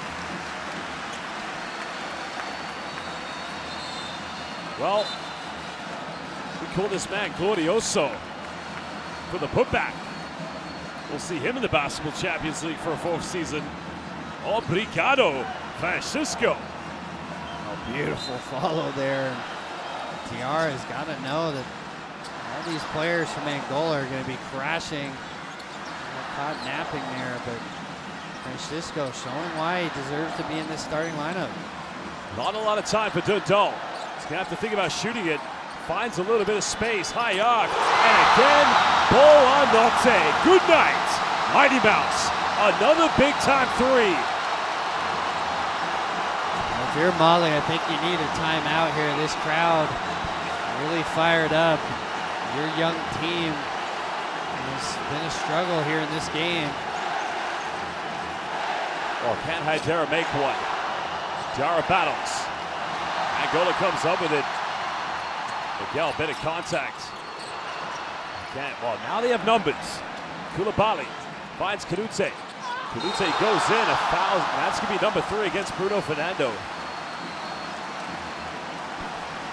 Oh, great job by Koulibaly. He really saved a basket on the other end. Got it out to Canute there and able to draw the contact. Well, look at this. The dagger from Mighty Mouse. He really is a superhero tonight. He's been a superhero since the quarterfinals, Coach. Well, he's been doing it this whole tournament. These big, high-arcing threes get this crowd into this game. If you're Mali, you just got to make sure you're staying within striking distance right now. You got to maybe consider extending that zone, see if you can get a couple traps in the backcourt before falling back. Canute converting both free throws. Still Angola have a 16-point advantage. Well, they have brought in Mamadou Diarra into the game, so that will give them a bit more of a perimeter threat, I guess. Miguel still has it. Tough pass to Celta Miguel. Final seconds, winding down. Miguel's got to think about this one. He'll go for a tough fadeaway. You gotta love it, Coach. Welcome to the AfroBasket. Everything flying in now. Well, I'm really surprised Coach Dicko not going with a timeout here. These young players have to navigate this crowd right now. Stay composed. Make sure they're getting quality shots here over the last 2.5 minutes, but you can't let this lead continue to grow.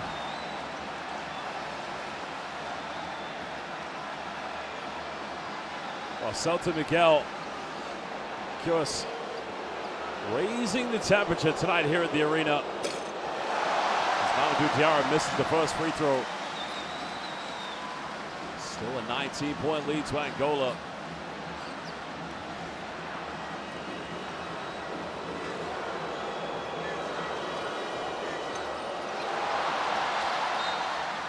Missing both. Oh no, they changed it. The initial decision was that it was going to be Angola ball. Yeah, I'd have to see the replay. It looked to me like it was off Diarra, but let's have a look here. Watch Aliou Diarra. I think that might be the right call. Looks like Gakou hit it last. And Sissoko using the physical play. Can't finish. Now Canute. Koulibaly hasn't made a three tonight. Again, Gakou stepping out of bounds, so Mali will get another crack at it. I kind of feel Mali suffering the same case that Senegal suffered in the semifinals when they just couldn't buy a three from the perimeter, Coach. Well, it's this pressure speeds you up on the perimeter. You just got to stay composed, stay disciplined. Mali 1 out of 14 from downtown. Diarra tries to force his way in, out of control, and now we'll go back to Angola.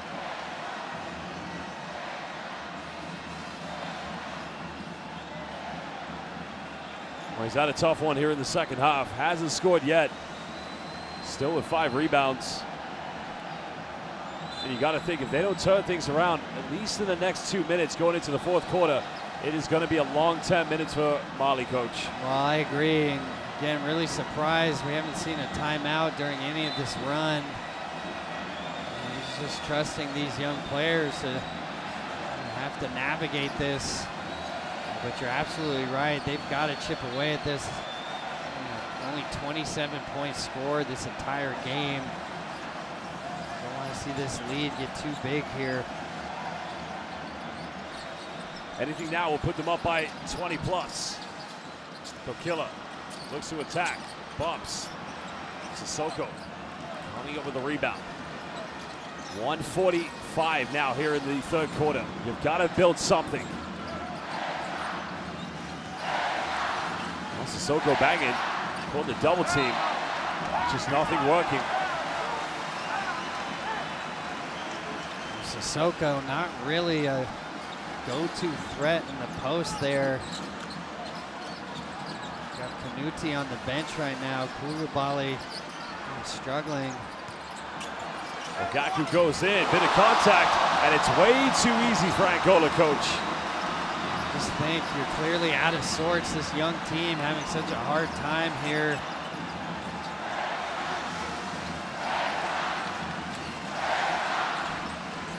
Just over a minute. Angola's emotions right now getting a little frustrated. The turnaround. That's their first field goal in quite a while here in the third. It certainly was. And hope to try to get a little bit of positive here over the final minute. Angola could go 2 for 1. 6 seconds here on the shot clock. Dundal. Valente probably should have thought about taking a shot. So 1.5. Angola ball on the baseline.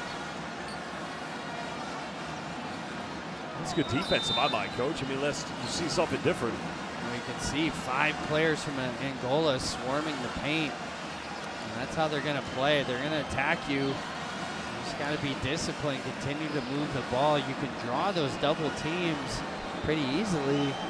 It's what you do once they come. So we saw Cameroon have some success drawing the trap and pick and roll, finding short rolls from there.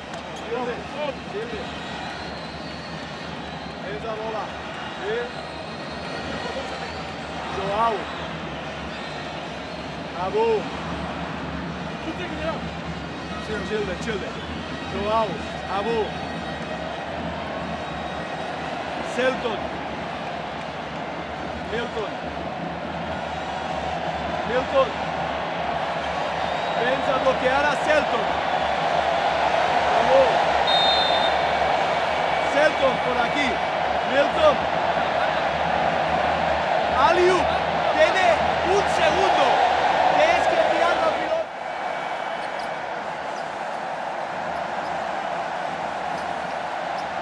Well, incredible atmosphere tonight here at the 2025 FIBA AfroBasket Final.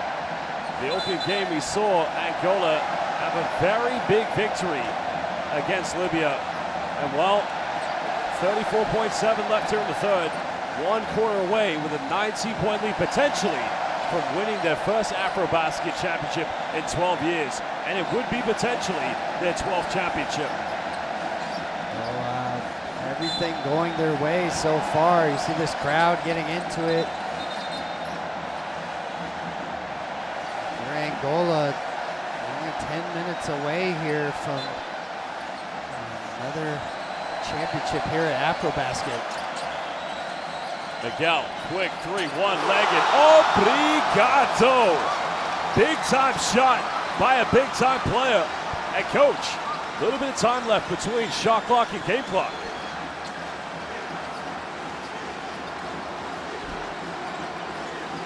You can hear the Angola fans. Right now, exhilarating atmosphere. Koulibaly, nice penetration. Well, we got to go quickly. Not a lot of time. Dundal. Final seconds, got to take this. Pulls up for it, high yard. The way he's been playing, I wouldn't have been surprised had he made it. Well, there you have it, end of the third quarter. It's now a 20-point lead to Angola. 2 crucial three-pointers by Celta Miguel. And coach, both of them have been fadeaways, 9 seconds on the shot clock. Well, Koulibaly's got to have better awareness there.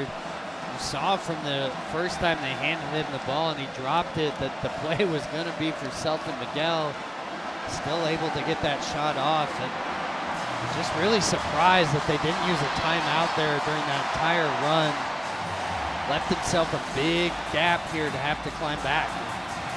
Well, there are your stats. 4 3-pointers only for Angola, only 1 for Mali. As mentioned, Mali had a very impressive 16 3-pointers against Guinea on their way to this final. But since then, well, it's just been a very, very tough final here for the team making their first appearance in the FIBA AfroBasket Championship. They started on a positive note. They went to that zone. Angola had trouble. But as you said, coach, the inexperience, and even at times we've seen them get very frustrated with the officials and showing a lot of emotional responses. Well, exactly that. you know, Angola going on a 19-2 run there. Just a really tough stretch of the game for this young team, and they really still haven't found anything on the offensive end that they could go to. I think the zone has been good, but you got to take some of these misses, see if you can get out in transition, find something easy. At this stage in the game, though, I just think you've had such a hard time scoring. I think you're going to have to force some turnovers here, take some chances. You got to look to maybe trap in the front court here, see if you can force any kind of turnover that would lead to points. Scan the QR code, download Courtside 1891. You can watch all the live streams and extended highlights of FIBA competitions. Courtside 1891. Download it today. Coach, you lived this atmosphere for 2 seasons. I mean, it must have been incredible. You never lost a game in this arena, did you? Well, that's true. We never lost a game here, and you can see why. And this crowd is into this game, and they know how close they are. How unlucky is that? We've seen him make a few 4-point plays. Mamadou Diarra could have potentially had a 4-point play, but he does get 3 free throws coming up. Well, let's see here if they pick up full court. Try to force turnover there. So I'm curious to see how long Kanuti stays on the bench. There's not a lot of time for them to get back in this game, especially with the offensive struggles that they've had. Well, the only foul trouble to be concerned with for Angola is that man, Bruno Fernando. He has 3 fouls. While for Mali, it's Fousseni Drame. He has 3 fouls. So they can take a few gambles maybe early here in the 4th quarter. See them just standard man-to-man. Togo backing off the pressure, so they'll probably fall back to that zone maybe.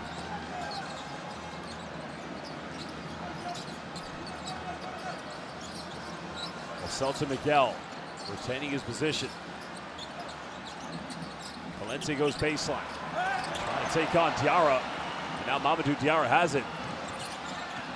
He had a 3-player advantage. He didn't capitalize. Sissoko with a seal-off.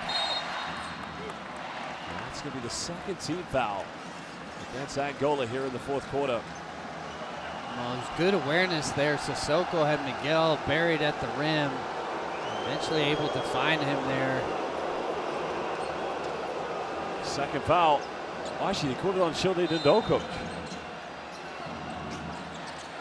I don't know why. That was clearly on Celta Miguel. Wow, Koulibaly really has had a struggle tonight. That should have been a put in for him. You just see how rushed all these players are, even when they have open looks. I feel like they're not. Another turnover. Togo dribbling with the traffic.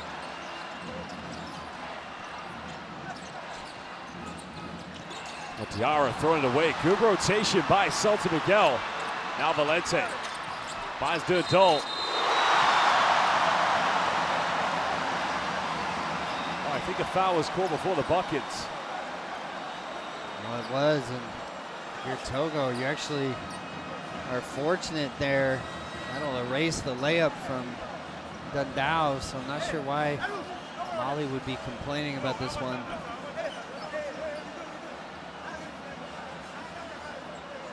Let's have a look here. Oh, that might be an unsportsmanlike. Did you see Togo, coach? Well, I think you're absolutely right. It looks like the refs will probably look at this, and I would expect this to be upgraded. There's a lack of discipline there from Togo. Well, what was he thinking? Let's listen now to the referees. Here to review if the foul by green number 8 meets the criteria for an unsportsmanlike foul. The initial decision is a personal foul. Please run it through in normal speed. Can I see the main camera angle, please? So I see a wind up, impact, and then follow through.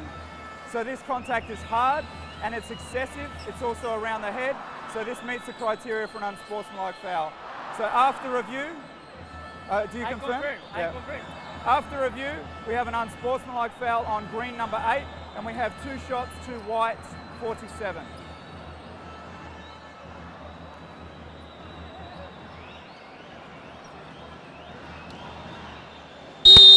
unsportsmanlike foul. We have green number 8, unsportsmanlike foul. 2 possessions.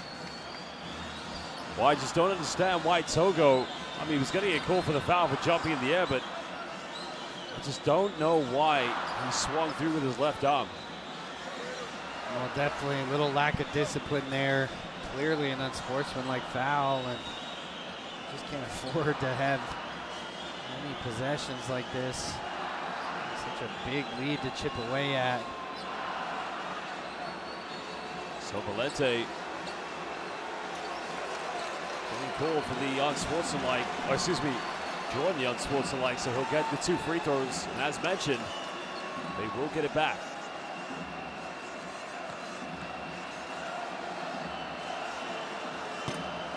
First free throw good.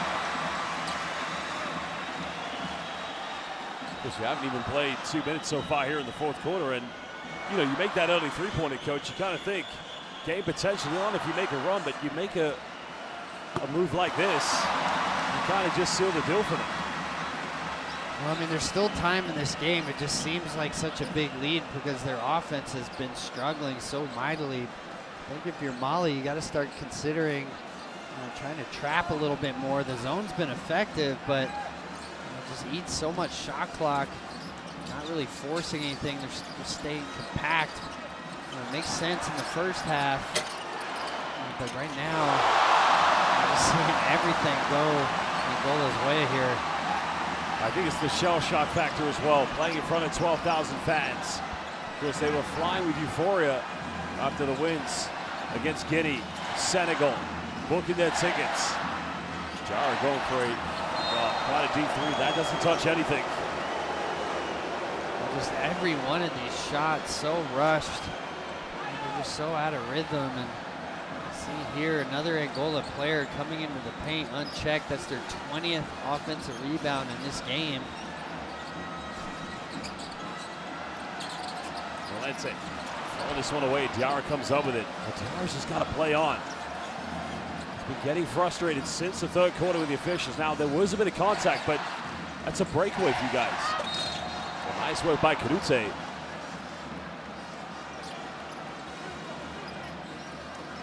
It was a good attack there, able to avoid Kokila.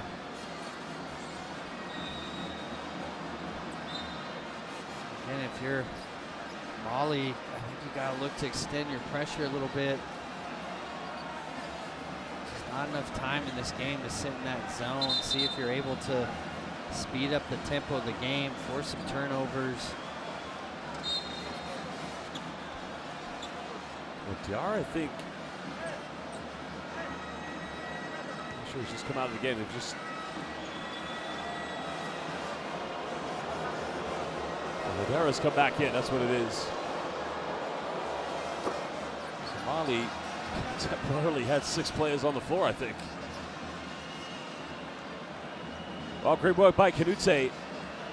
Because like Umar Balo, Hassan and Fuseni Drame, they were a part of that Mali U19 team back in 2019, making it to the final of the FIBA U19 World Cup and losing to a USA team who currently have quite a few predominant NBA players. But Mali's made history getting to this final. But still, as you said, Coach, there is a little bit of time left. Fernandez, little floater goes in. Adaris secures the rebound. Oh, they want a traveling violation. But Childe, another three-pointer. And now Coach Dicko getting ready for a timeout. 23-point lead. Kanute goes for 3. That's just not going to go. You just got to be more disciplined. You see the rush 3. On the other end defensively, Diarra wanting the travel call while he's complaining. Shilda wide open, hits the 3. And just seeing the youth on display here. Well, Valente went baseline and took the entire front court defense of Mali, and he put them on a poster, Coach. And it started with a killer crossover. You got to start to fill now. Up 25. Maybe, just maybe, that 12th championship. There was a cross, and there was a throwdown. That was inevitable.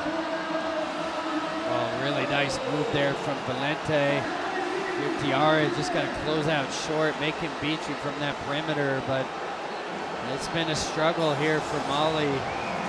Both ends of the floor, 20 offensive rebounds. So even when they have been able to force these stops, is unable to get a defensive rebound, get out and run. And at this stage in the game, you have no choice but to trap, try to speed it up, see if you can force some turnovers. You got nothing to lose at this stage. And you know that you really have not been able to do anything in the half court. I think, you know, it sounds a bit of an oxymoron to say it, but they had 18 turnovers at the end of the first half. Only 2 so far here in the second half, which is slightly better for Mali. But, Coach, the problem for them, it has been the three-point shooting for Mali. I mean, most of these shots, they just look so rushed on their attempts, and that's what the ball pressure will do. Just 1 for 16 from 3. And it's been such a struggle for them in all areas offensively here tonight. 6:56. Every fan in the building on their feet. Not just the defense. It's been suffocating. And Valente, well, he's come big tonight, Coach. 8 points. He's not a natural scorer. Definitely not a three-point shooter, but he's had some great moments. Well, he really has. Both him and Francisco, you know, usually just kind of energy guys in the starting lineup. And you see Angola forcing a turnover coming out of this timeout. And it's just indicative of how this game has been for Mali. Well, Coach Dicko went for the head coach challenge. Discussion with the referee, but no one's going to the monitor.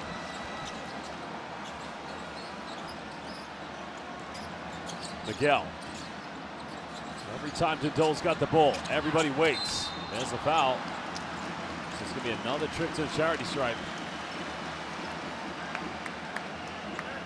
Well, that's the problem with the man. They did a good job of containing Dundao, and not sure if Drame reached in there. Hydera certainly was vertical, but it's really difficult to keep Dundao out of the paint. Now listen to the fans. His name's not Dundao. It's MVP at the moment.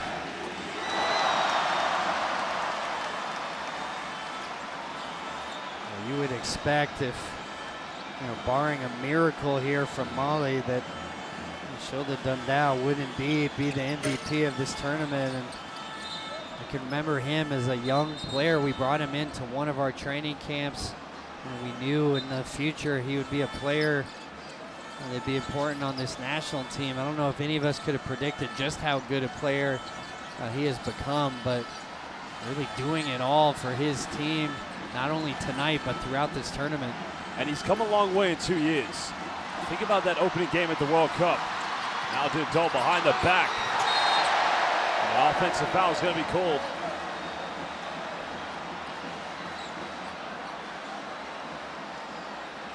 You see Kanuti there, sacrificing his body. Kokila barreling in there in transition, and I'm not sure he's set.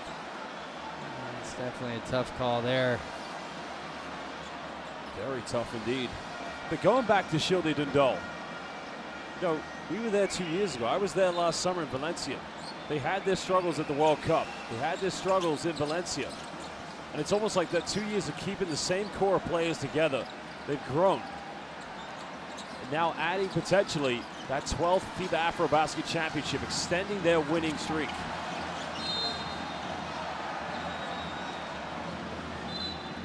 Well, Bruno Fernando will sub back in the game. You just see all these players from Mali so out of rhythm. The pressure at top has just got them really disoriented. That's only the second three-pointer of the game for Mali, coming from Fousseni Drame, because he does have 4 fouls. Well, Diarra, that started at the box-out line. That started when Dindol went to the free throw line, because Diarra was in the wrong position, and Fernandez kind of said to him, can you get it to your spot? They had a few words, so that was brewing for a while. There's another look at the three-pointer by Fousseni Drame. really one of the few open looks. So Miguel electing not to contest that shot. A little surprised at that, but it has been a struggle to find any kind of open look offensively tonight for Mali. Still leading by 27. Dundal coming off the screen. Finds Luke Kenny, corner three. A little too short. Can Angola get it back?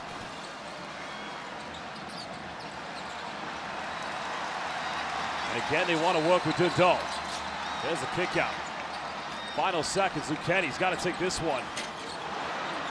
Well, Fernandez fighting for every offensive board. This man's incredible. Now Shilde, there's a lob. And they still have it, but only a few seconds. Fernandez. Bruno, gotta take it. That time Fernandez is gonna call for an over the back. 23 offensive rebounds for Angola in this game, and that's just been part of the struggle. You know, Angola also has not shot the ball well, but they just had so many extra attempts. Really difficult to beat any team, giving up 21 extra shot attempts in this game. So the turnovers and the offensive rebounds, how Angola have won all their games in this AfroBasket, and we're seeing it all on display here tonight. And that's an interesting point you make about the three-point shooting, because that has been a reoccurring theme for Angola with this unit. And you got to think, if they're able to improve that, these players, when they go to their clubs, whatever league they're playing in, wherever they go next season, improve your three-point shooting, you could be a team that contends at a FIBA Basketball World Cup. Oh, absolutely. I mean, you look at their shooting numbers, 32% from the floor, 22% from three, and yet they're up 23 points. So, you know, the defense is obviously there, their ability to crash the boards, but you know, sometimes it comes at the expense of their offense, and I think you're absolutely right with your point. I think for them to compete on the global stage, they're going to have to improve their shooting numbers and combine that with what they're already doing here at AfroBasket.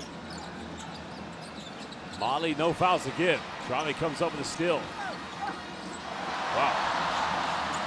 I'd say Shilde Dundal definitely dipped his hand in the cookie jar. Well, it looked like he got away with one there. I think clearly a foul across the arm on Drame.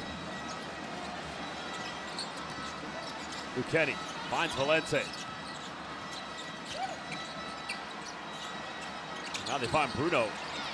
Hydera coming up with the steal. That's good defense by the captain. You can see Hydera still competing out there. They just haven't been able to get enough from Balo inside the paint. Great seal-off, but it's better defense by Bruno Fernando. Just such a struggle for all these players. Nothing going. Wide open look at the rim there for Balo. Again, time winding down. Dundal in and around. What a move. The foul's given. Well, the Malian players right now applauding after every call. They've got to keep their composure now.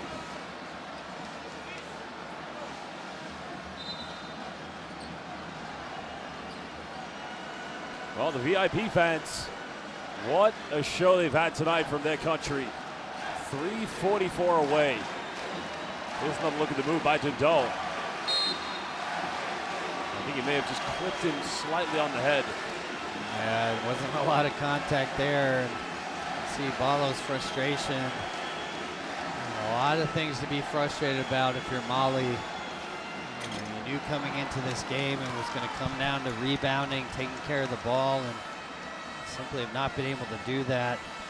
22 turnovers, 23 offensive rebounds allowed. Regardless of how you may feel about specific calls, there's no way to win a game when you're giving away that many extra possessions. Nice screen set by Balo. Now Diarra. Again, loses control. Here comes Angola. Dundal finds Gaku. Oh, you take it. Three. Got it. And a timeout is going to be called by Alhaji Dicko because indeed the atmosphere, they know what's coming. They feel it. The winningest team in the history of the AfroBasket. I love the unselfishness by Shilde Dundal. And the smile, the $1 million smile, or billion Kwanzaa smile, I should say, from Gaku. Well, absolutely. A lot to smile about from this game. And you'll see, one of the beauties of basketball here in Angola, they really play to the fans, similar to Brazilian soccer. So I would imagine these final 3.5 minutes could be filled with a few more highlight plays. Of course, coming into the fourth quarter, Coach, when Mali had that great begin with Sirmat Kanute, I mean, this highlights the game. Angola, 17 points from turnovers, only 8 for Mali. Fast break points is fairly even between these, but second chance points, 16-2. If you compare the bench contribution, 26 coming from Angola's bench. Well, I think the biggest thing, 21-5 second chance points, 23 offensive rebounds allowed. You know that Angola wants to go with these big lineups. And just Mali's been unable to keep them off the glass.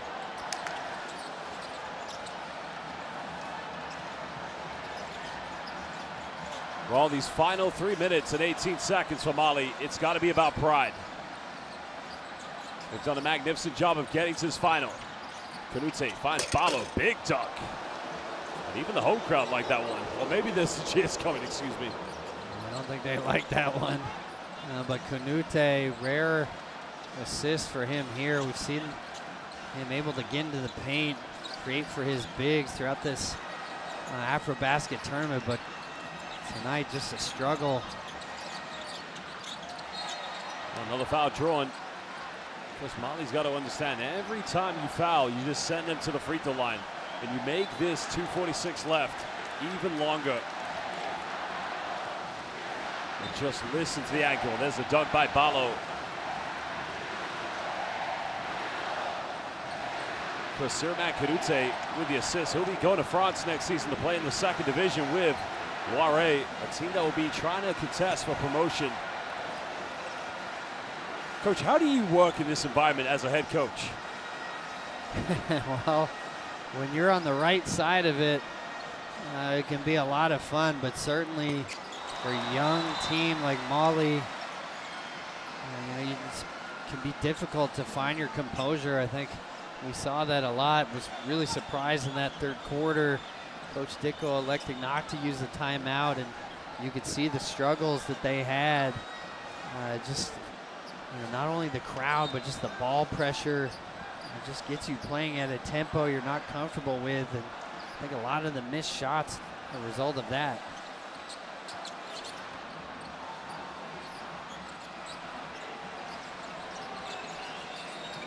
Well, Kanute still battling here in the backcourt. Finding Koulibaly. Well, Kanute goes for a quick catch and shoot. That's only the third three for Mali. Because he's got a bright career still ahead of him, Kanute. Very exciting point guard. Well, he's definitely had a great AfroBasket here, making his debut, and you see the experience from the under-19 World Cup on display, but tonight just not their night. And now we reach the final 2 minutes. Kanute goes for another one. Balo trying to go for the follow-up. If you're Angola, you want to keep scoring. You want to get this crowd even more hyped when you get ready for the celebrations. Well, I would expect Pep Claros to sub Shilde out, allow this crowd to shower him with applause.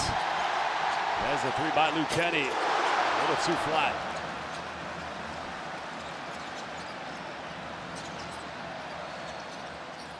Well, Diarra may have got away with a push-off. Finds Balo. Big man just getting the ball taken away yet again. Angola have numbers. Here comes Fernando. Oh, Bruno decided to go with the easy layup. Maybe just testing the crowd's emotions because he knows the big celebration is coming up in just over a minute.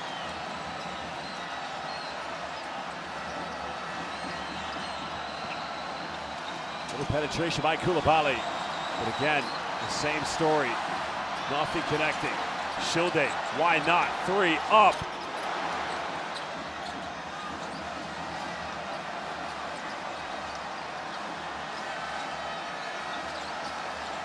Koulibaly still putting on that pressure. Dundal getting fouled by Kanute. And that will be his 4th personal foul. Well, as I mentioned, the last time these two teams met, it was indeed Ibrahima Haidara, the only player that played tonight.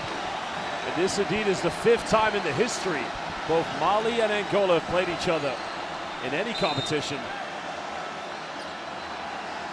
Well, it's a provisional substitution, so you're right. Dundal, if he makes that second free throw, there's going to be a huge round of applause. Well, this arena is going to erupt when he comes out of this game, and you can see the excitement of the fans here. They are ready to shower this young player with applause, and he has earned it. Likely the MVP of this tournament and leading his team to a championship here. Well, there you have it, Shilde Dundal. What a performance by this man. He's come a long way since the Basketball World Cup in the Philippines to last summer in Valencia. And you can hear the MVP chants from this crowd, Coach. Incredible scenes here at the AfroBasket for him. Well, he has earned it. Incredible game from him. And we've seen it throughout this tournament, so many big plays. Well, indeed, history will be made. Shot clock will wind down. I think they're just going to let it dribble out. Oh, no. The game's not over. Still 14.8. There's still time left.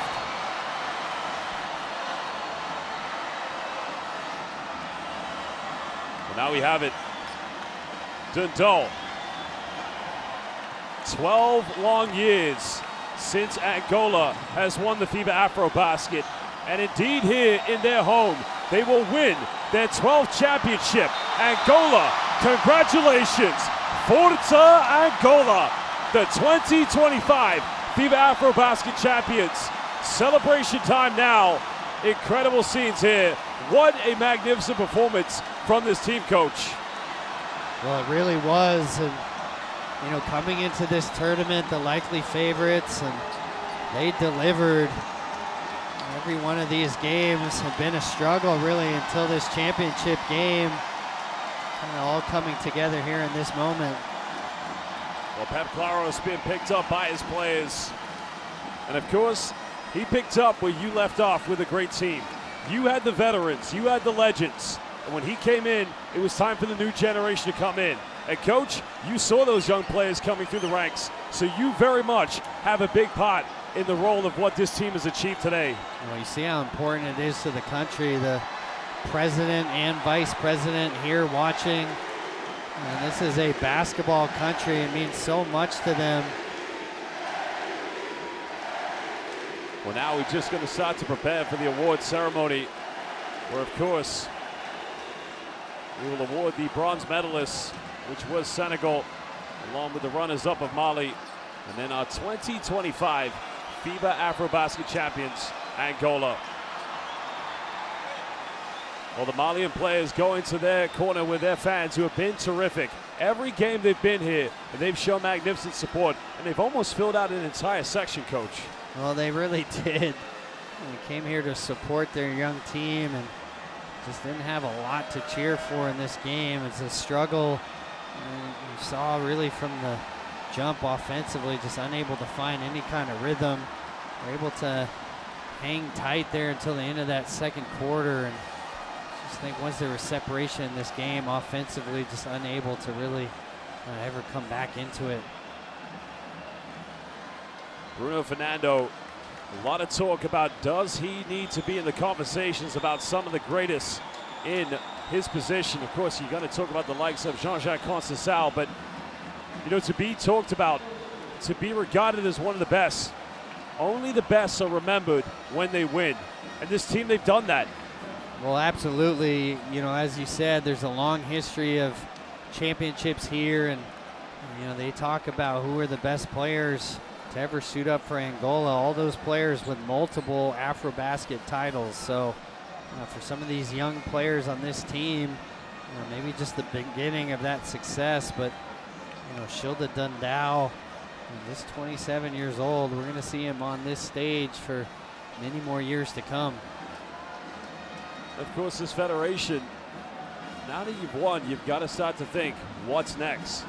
No doubt there's going to be a long celebration for this, because the journey for the 2027 FIBA World Cup qualifiers, the journey to Doha, Qatar, does begin in November.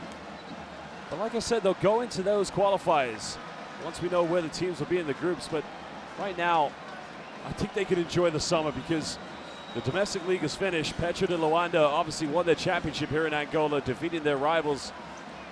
But now it's about the national team. This team winning their first AfroBasket in 1989. And coach, it's been an amazing legacy here in Angola. Well, you saw there Carlos Moraes congratulating Shilda, and you know, these veterans have come back in this building. You see how electric these fans were. There's one legend we still haven't seen. Maybe you've seen him or heard from. Leonel Paulo, where's he been? Well, if he's in this building somewhere, it'd be hard to find with all these fans here, and they had a lot to cheer for in that fourth quarter. Of course, it's been a magnificent AfroBasket. We've seen representatives at the highest level of FIBA, the Basketball Africa League, and even the NBA, because the showcase of talent has been phenomenal. As there you can see the three-pointer coming from Gaku. Well, these are the highlights from the fourth quarter, and while Mali made a very good start on the opening play, it was just too much to ask for to make that comeback. Well, I mean, offensively, it was just such a struggle for them this whole game. Never really found anything in the half court that they could go to, and defensively just unable to get out and run. Such a struggle just to come up with a defensive rebound. 23 offensive rebounds allowed in this game. But you have to wonder, you know, valuable experience for these young players from Mali. You know, most of them just 23, 24 years old. I'm sure we'll be seeing this team back on this stage again. Well, now it's their time. Silvia de Souza, of course, continuing the family tradition of excellence here at the AfroBasket. Pep Claros just congratulating his players, and you know, I keep saying where this team has gone from where we were 2 years ago with them in Manila, the Philippines, but this is also great work by FIBA, the window system. Qualifiers to all the continental competitions, qualifiers to the World Cup. You keep your national team together. The more time you spend together, coach, the better it is. You were part of those windows in 2019, 2017, getting them to the 2019 Basketball World Cup in China. Well, no question. I think the other thing, too, allowing some of these younger players to get valuable experience. You know, oftentimes there are windows where your veterans are unable to play. I think you're seeing why this tournament has arguably been the best one we've seen to date. You know, a lot of these young players now getting experience from the windows, getting experience from the BAL, coming back to their national teams now, and you know, whether it's Mali, even Guinea, some of these teams that traditionally have not done well in the men's tournament, now suddenly up amongst the contenders. Bruno Fernando leaving the NBA this season to go play in the Spanish ACB Liga Endesa, the domestic league of Spain, with Real Madrid. And I kind of feel that he did have his struggles at times here, but he's phenomenal in the semis last night. Of course, that's a big moment here tonight, but maybe just leaving the NBA. And, you know, by all means, he probably could go back at some point. He's still got a lot of good years left in him, but that year in Spain with the best team, in arguably the best domestic league in the world, definitely prepped him and gave him just a little bit more time to prepare for this big AfroBasket. Because you knew when we found out Angola were going to host it, you know, after a long decade, they were hungry to bring this championship home. Well, absolutely, and Bruno Fernando, you know, a big part of this national team. You see his exuberance throughout this tournament, how much it means to him. We saw Celton Miguel in a post-game interview, the emotions behind it. These players want to represent their country. And great to see them back here in this tournament. Well, Kokila and Gaku, now they'll have a story for their children, their grandchildren. So will Luke Kenny. Unfortunately, Jilson Bango went down with an injury. And hopefully, it's not too serious and he can recover in time for wherever he goes, because he had a great season last year. Well, absolutely, playing for Bayern Munich, signed at Fenerbahce, a young player who's got a lot of basketball ahead of him, so we hope he'll be okay. Great to see Silvio De Sousa also out there celebrating. Looks like the groin injury wasn't anything too serious. Well, there was Shilde Dundal, one of the opening plays, finding Eduardo Francisco. So he'll be going back to Benfica next season, as now they don't have to go through the qualifiers for the Basketball Champions League. And you know, this game was 7 apiece at the beginning. And then it was Angola's defense coach, which you highlighted, that suffocated because they weren't great from the three-point line. But where they were clinical was forcing turnovers and getting out on the run. Well, that's what they've done this whole tournament. They just wear you down with their physicality and ball pressure. And I thought it might be a difficult task for Mali here. Not a lot of depth at those guard positions, not a lot of experience, and kind of saw that play out. Just especially here in the second half, really never came up with any kind of answer. Well, there was Valente. Some big moments this evening with 8 points. Incredible atmosphere it was here in Luanda. So we just look at all of these highlights. We are just getting ready and preparing for the award ceremony. We are going to present the awards for the bronze medalists, as well as the runners-up, which are Mali, the champions in the tournaments. All 5 are all-star team, if you like, along with the MVP of the AfroBasket. That's going to be very interesting to decide, or whoever it's going to be, Coach. I think the MVP clearly needs to be Shilde Dundal. You know, who's joining him on that all-tournament team should be interesting, but what a tournament he had, leading his team here to this championship. Well, there was the first three-pointer by Celta Miguel, the fadeaway. I don't know what was more impressive, that one or the one he had in the corner a few moments later, the one-legged one, but it was the baseline poster by Valente.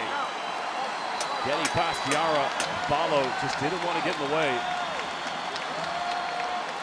Well, one legend wearing another legend's name, and now he's been embraced by every fan here this evening. What a gesture here from Bruno Fernando. I know Carlos Moraes very disappointed not to be selected to this national team. I think was expecting to let this be his swan song here. And, great moment there from Bruno Fernando coming over with the jersey, and this crowd able to honor him. So richly deserved. Well, some would say, well, many would say, he is the greatest in the history of Angolan basketball. And they would also say he's probably the greatest shooting guard in the history of the AfroBasket. Because I remember watching him when I was a teenager, 2006, along with Kikash Gomes in Japan at the World Cup. You see the emotion there. I actually had dinner with Carlos Moraes after our games yesterday, and you see Professor Victorino Cunha, really the architect of this magical run, and you can see what it means to Carlos Moraes, and all these former players here have been a part of this legacy.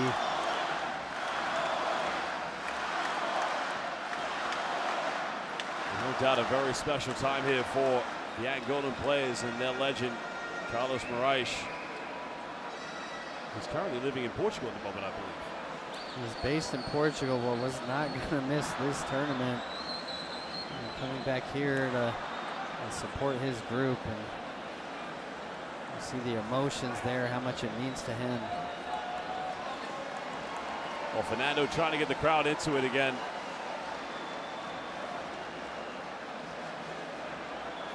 So it is giving a slight delay to the award ceremony, but it's their time now. Of course, the last time they played in the final, it was you and Nigeria breaking that run. And it's been 12 long years. And finally, championship number 12 has come back to the Angolans.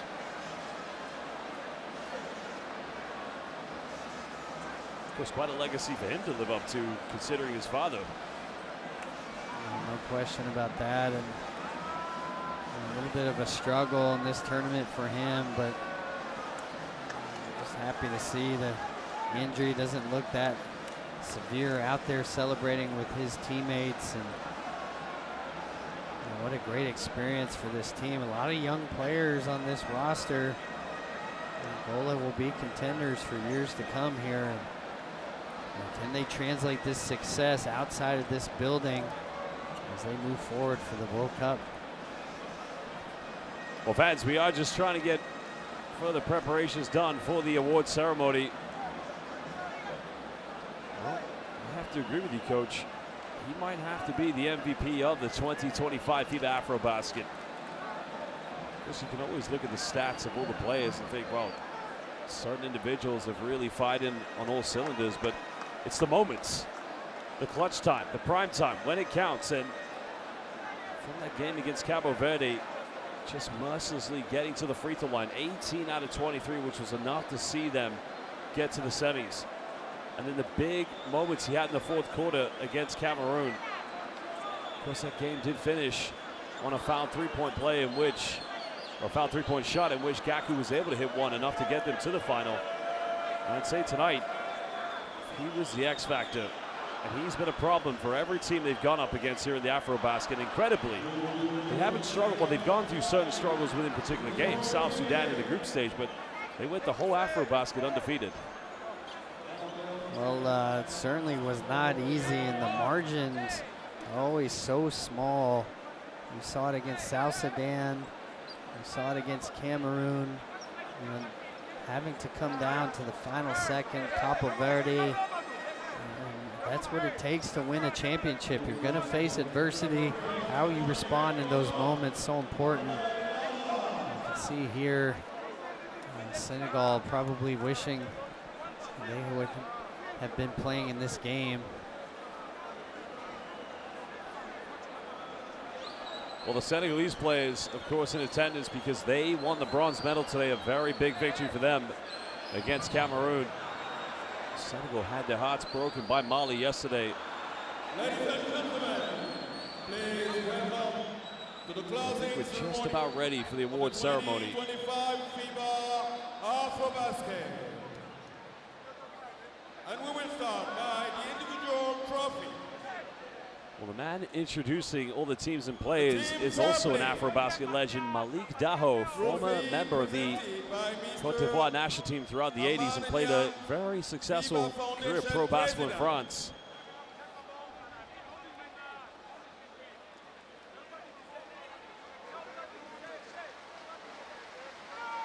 Well, it's just a big moment for Angolan basketball, Coach, because you got to think, a long time without winning. But Nyang Haman, the FIBA Foundation president, will be awarding the trophies to the teams.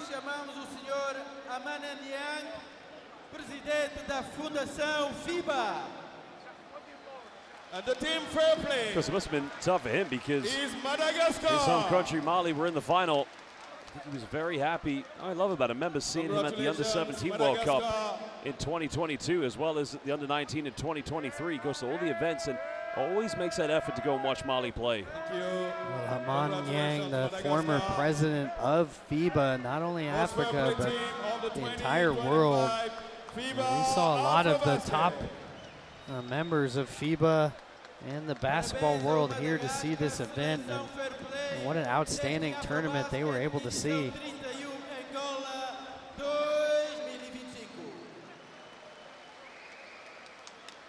Well, Madagascar getting the Fair Play Award. Point guard from Angola, and the trophy will be presented by Mr. Paulo Madeira, FIBA Africa Executive Member and Zone 6 President.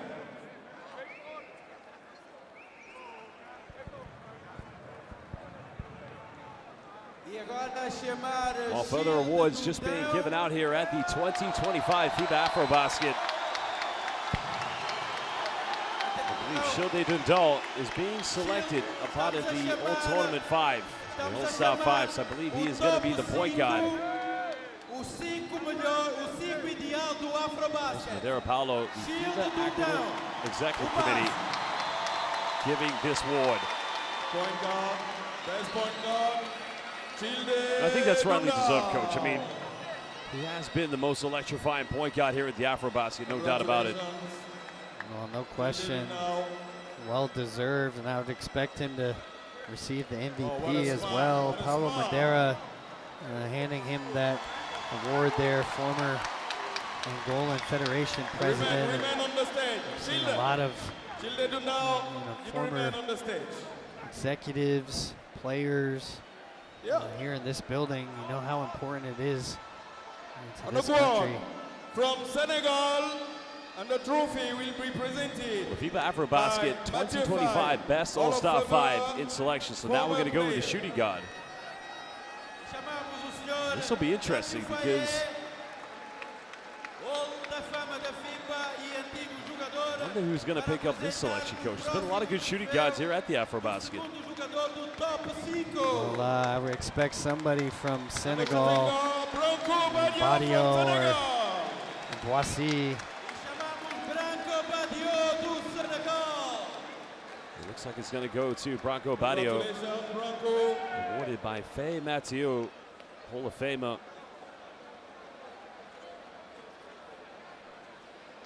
Well, there you have it, Branco Badio of Senegal, picking up the shooting guard role here at the All-Tournament All-Star 5. From Senegal. Well, you and I have had a lot of conversations about this prior to this game. I think we've disagreed on quite a few positions, but makes you wonder who's going to pick up that small forward role. Well, I'm 2 for 2 on voting partner, so let's see what happens at the 3. I thought Koulibaly obviously struggled in this game here tonight, but in leading Mali to the finals, I think they have to have at least one representative. Possibly he could make this team here as a small forward selection. Because he is a legend. Anywhere he goes in this country, this man, Coach. Oh, absolutely. And you see Koulibaly here. Well, you're 3 out of 3 now. I am 3 out of 3. Okay. We'll just see if you're about to be. You've called it. I'm not going to be surprised, but the man awarding Jean-Jacques Conceição. Of course, regarded as the greatest center in the history of Angolan basketball, but a big congratulations to Mahaman Koulibaly. Last season playing in the Basketball Africa League with Stade Malien. Well, really, struggled here tonight, but we saw him get hot, especially against Senegal. Really some big moments for him in this tournament, only 24 years old. I'm going with Missy here as my power forward. Well, the next legend to come out is another Hall of Famer who will present the award, that is Roman Sato from the Central African Republic. Mr. Aliou Diarra from Mali.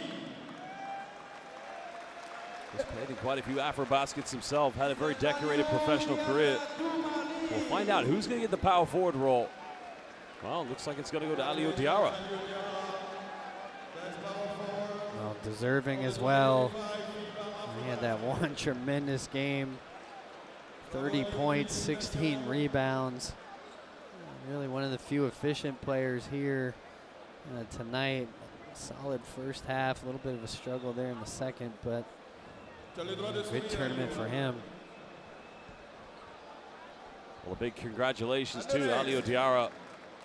Will be at the This center has definitely position. been one of the more exciting talents at the FIBA AfroBasket. By Mr. Amadou Galofal, So that president leaves of the the center Basketball role. Africa League.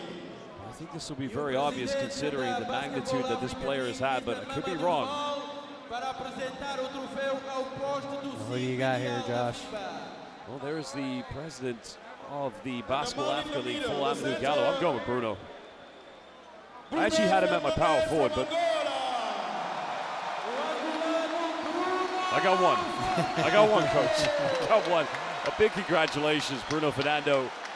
A lot of time in the NBA, but as mentioned, the last season playing in the Spanish Liga Endesa, the ACB with Real Madrid. And as we said, coach, to be considered in the debate, you know, are you the greatest center? Are you up there with Jean-Jacques Conceição? You've got to win more AfroBaskets. It's a different format now as it was to, you know, the late 80s, 90s, early 2000s. They came every 2 years. Now it's every 4 years. But Bruno, along with Gilson Bango, Sylvia De Souza, Shildy Dundal, all those other players and company, next step, qualify for Doha, get to the World Cup. Because the AfroBasket, as you said, coach, the most balanced continental competition of any of the FIBA continents. Well, it certainly was this year. And so many of these teams have improved, especially since 2015. My only time coaching in that tournament, so it's great to see these young teams, Mali, Guinea, teams that have not really had a lot of success on this stage, coming here with strong teams, and it just speaks volumes for basketball here on the continent. Well, we still have the most valuable player award to deliver out, as well as the team awards of the bronze medal, the silver medal, and the champions Angola. With 63 rebounds, the best rebounder, Aliou Diarra from Mali. The FIBA Africa Executive Committee member and Zone 3 President, Samuel, just awarding Diarra. It's not the MVP, I believe, but congratulations, Aliou Diarra. I think it's the best rebounder award. Of the 20, goes for the player with the most rebounds throughout the tournament. So, well earned here from Diarra. Well, I think the game against Cote d'Ivoire kind of signaled that he was the best rebounder. For sure, the performance he had was simply incredible, but sometimes he has double-doubles that, you know, even the first half hasn't even finished, but a lot of it is down to the fact he is such a tough person to keep off the boards. Well, he definitely is. We've seen him play the 4 and the 5 here in this tournament, and another young player to keep our eyes on. O troféu ao melhor triplista da competição. And the best three-point shooter of the 2025 now we're awarding the best three-point shooter from Senegal with 25 threes, Branco Badio. And Branco Badio picking up another award. Was it Jean-Jacques? No, it's Badio, yeah. Well, a big congratulations to Branco Badio making the all-tournament selection. Congratulations, well, since the road to qualify for the quarterfinals, I mean, his three-point shot was deadly. The only time he, unfortunately, couldn't really find that groove from the perimeter was in the semifinals against Mali, but I don't think that's a surprise to anyone, Coach. Well, no, an outstanding tournament for him, and you know, his backcourt mate, Boissy, also tremendous here at this AfroBasket. And both of those players just in their mid-20s, so bright future for Senegal. The best scorer, my bad. The best scorer. And the trophy will be presented by Mr. Jean-Michel Rabarosson, FIBA Africa Executive Committee member, and NFS. Well, more awards to be delivered. President. Chamar o senhor Jean-Michel, membro executivo da FIBA, para apresentar o troféu ao melhor marcador da competição. Africa Executive Committee member and the NFS Council President. From Senegal, Mr. Branco Badio. Well, Branco Badio is not going to have any room in the luggage, Coach. I'm telling you.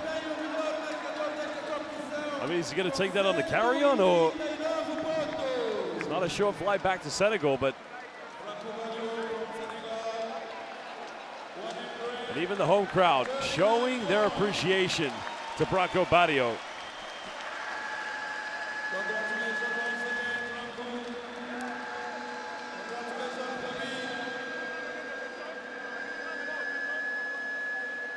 Well, the 2025 FIBA AfroBasket best scorer, a big congratulations to Branco Barrio. Well, makes the all-tournament selection. Best three-point shooter, best scorer. You may need to pay for extra luggage room.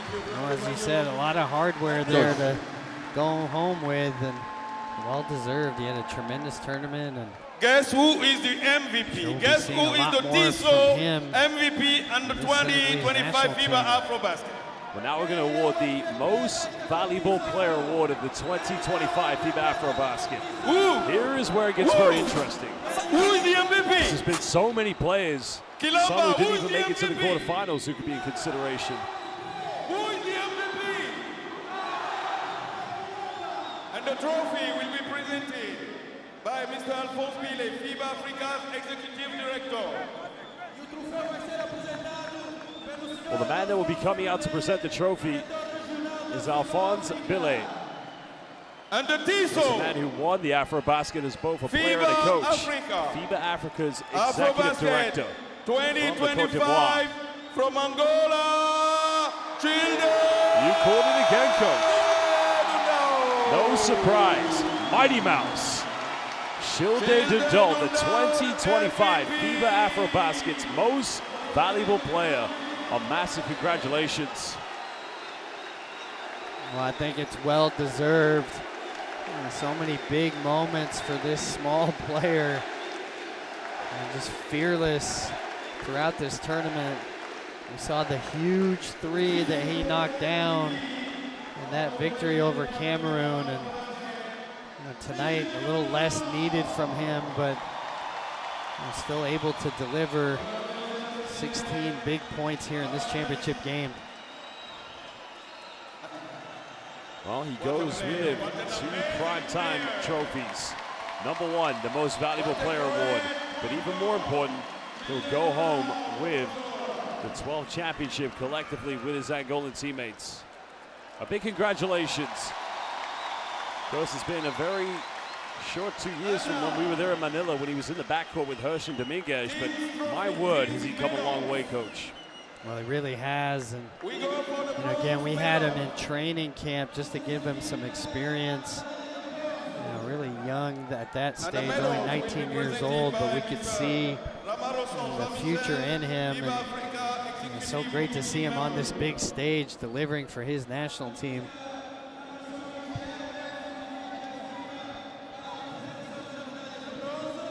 And Mr. Muniz da Silva, President of Angolan Basketball Federation.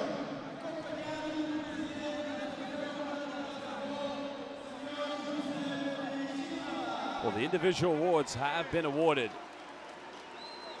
And a man that you know quite well, Coach. And the bronze medalist, third team of the 2025 Angolan Federation and LOC, the local organizing committee president, Monia Jal.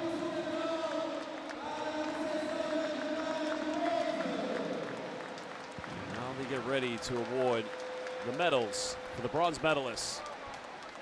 You may have felt that after the quarterfinal matchup that Senegal chasing 6 FIBA AfroBasket championships, and what I still find incredible, last 5 FIBA AfroBaskets they've competed in the bronze medal game, and they've won 4 now.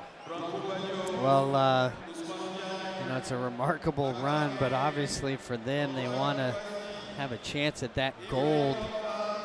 A little bit of frustrating finish there. Credit to Mali knocking them off, and you just got to think Senegal is still a young roster. They've got that dynamic backcourt team that's going to constantly be in the conversation for best here on the continent.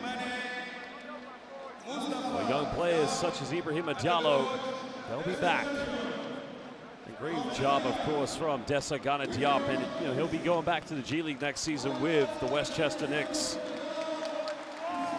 But congratulations, the wow factor. It wasn't quite well of time in the semifinals, but the Senegalese Lions, your 2025 FIBA AfroBasket bronze medalists. They played some exciting basketball, didn't they, Coach? Well, they definitely did, and ran into some hardship there in group play. tough loss to Egypt. First matchup against Mali was a bit of a struggle, but you thought they had found their rhythm. Maybe a little overconfident in that rematch against Mali. I'm sure it's a game they would love to have back. Well, 40 points today from that man, Jean-Jacques Boissy. It'll be very interesting to see where he goes next season. Starting the year with Urunani in Burundi. There's Mr. Andreas Zaklis, the current FIBA Secretary General.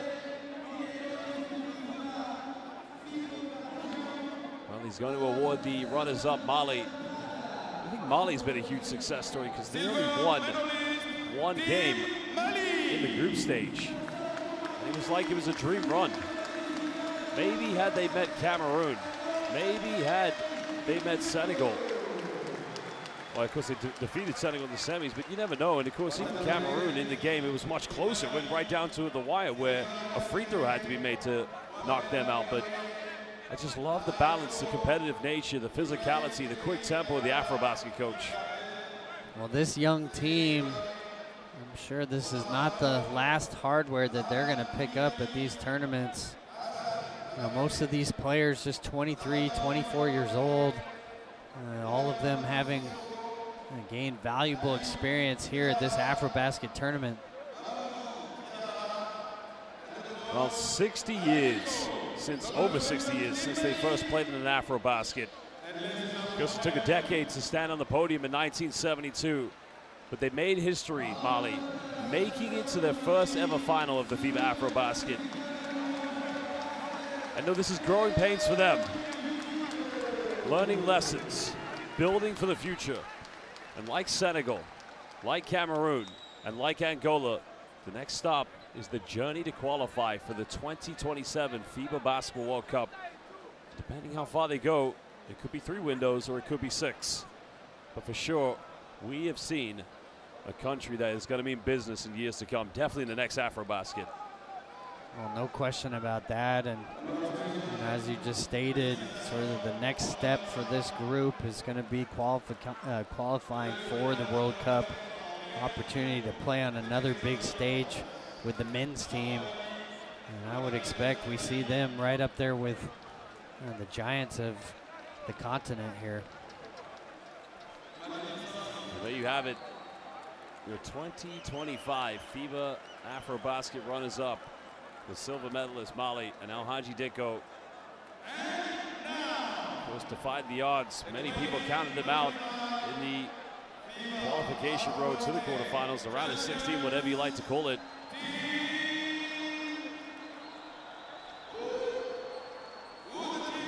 Well, the Malian players will now leave. And now it's time, indeed, to introduce your champions, Angola.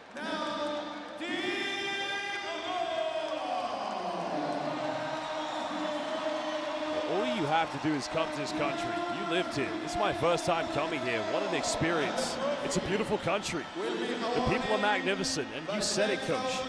Whether you go in town or whether you're at the hotel or here at the arena, the basketball IQ, the passion, it's up there.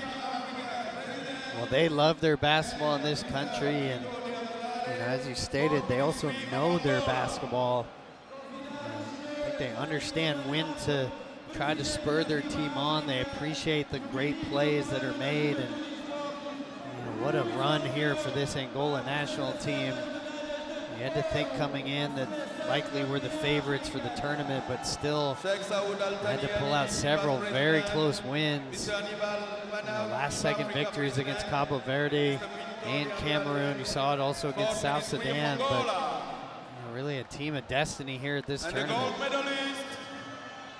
Well, the gold medalists now getting ready to stand on the podium. FIBA President Sheikh Saud Al-Thani Ali will be awarding the gold medals to Angola, along with Mr. Pinto de Andrade Ruiz. Mr. Manav Anibal, the FIBA Africa's president.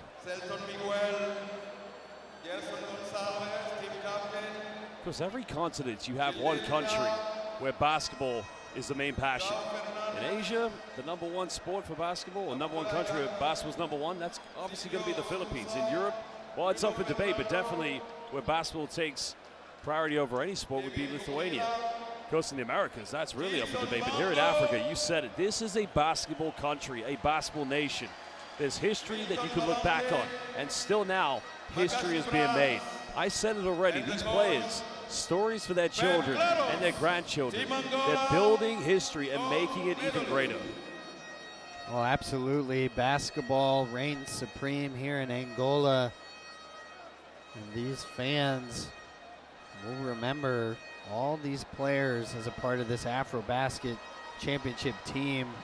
And we heard the conversations throughout this tournament, people discussing who are the greatest Angolan players of all time. And I think to be in the discussion, you have to have won one of these tournaments. So several of these young players now adding their name to the history books, and we'll have to see how their careers progress, whether or not there'll be multiple titles for Angola, but 10 long years without being on the podium. So special moment here for Pep Claros and his team.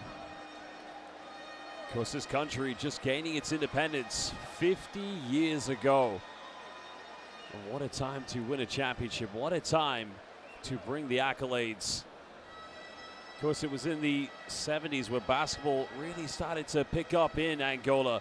Throughout the 80s, of course, they were able to make it to 2 FIBA AfroBasket championships. Of course, coming second place on both occasions. But then it was 1989. Angola becoming the new team on the block, winning that football. Now we'll stand for the national anthem.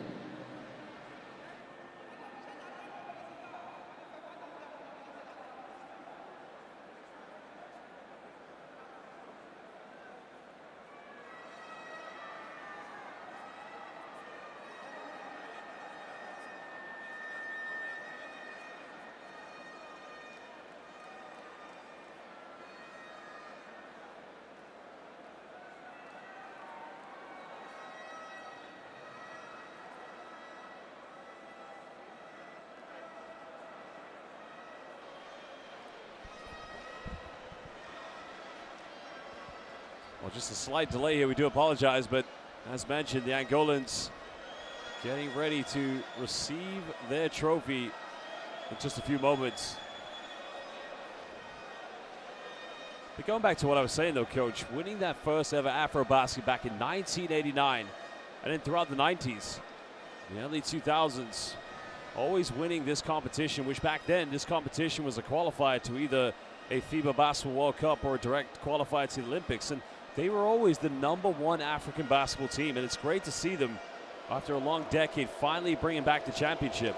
Ladies and gentlemen, no question about that. Welcome.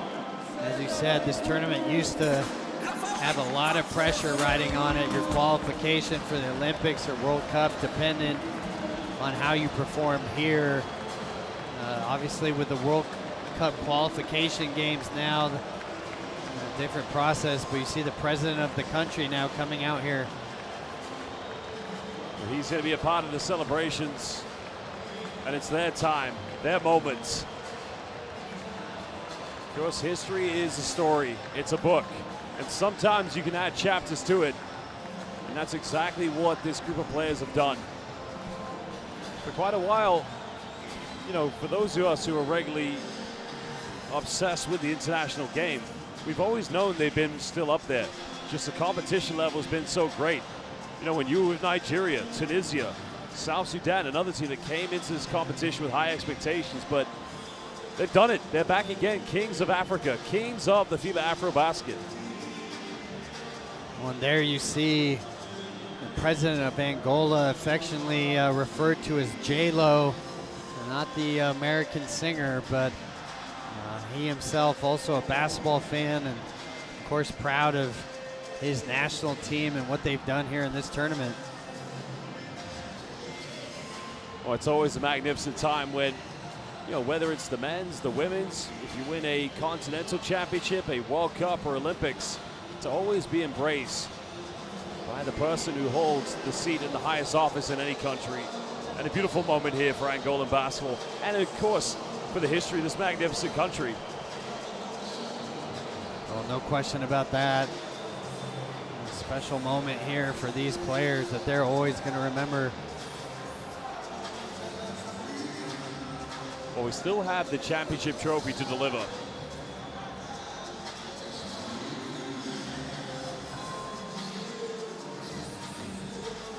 Well, it's even got a smile on Pep Claros. That's how great occasion it is, Coach.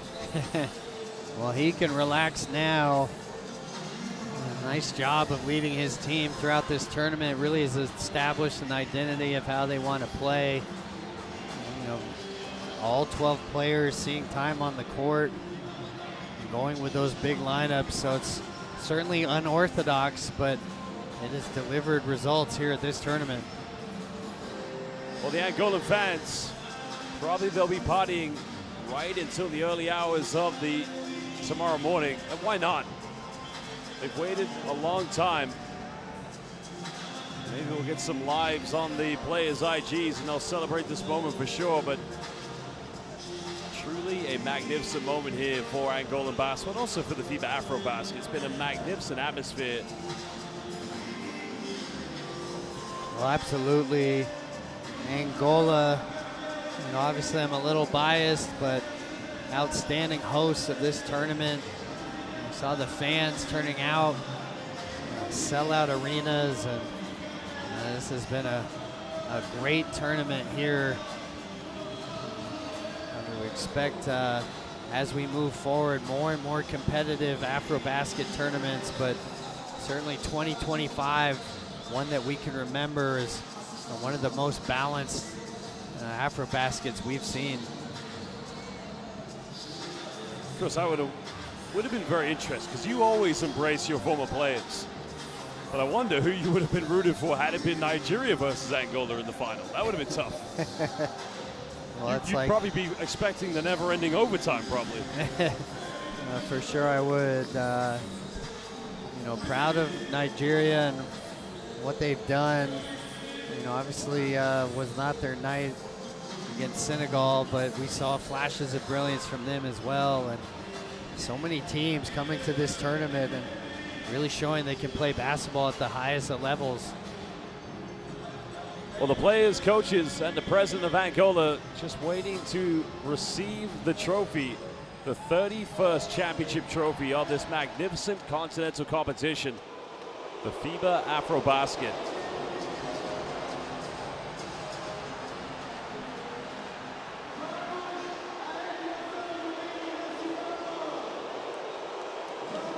Well, Lucchini, of course, is standing there. Now we'll stand for the national anthem.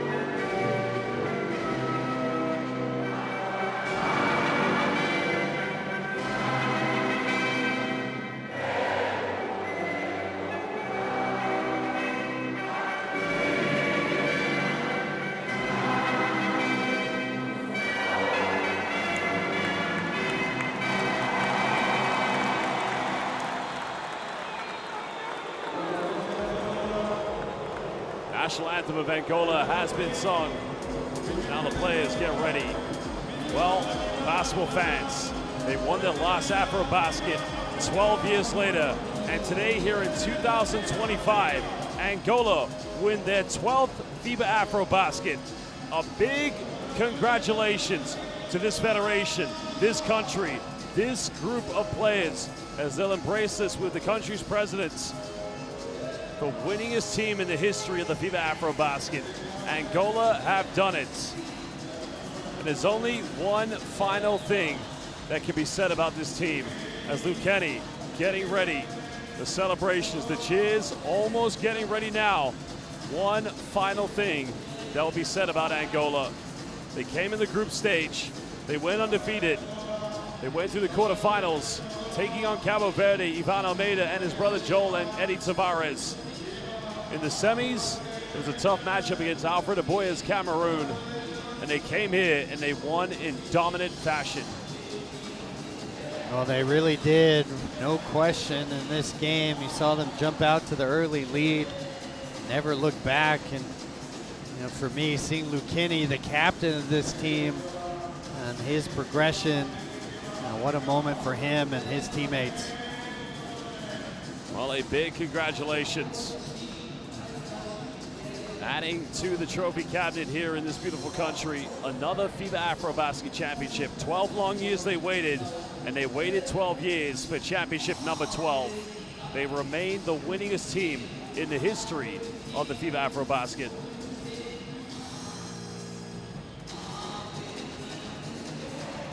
And there you have it.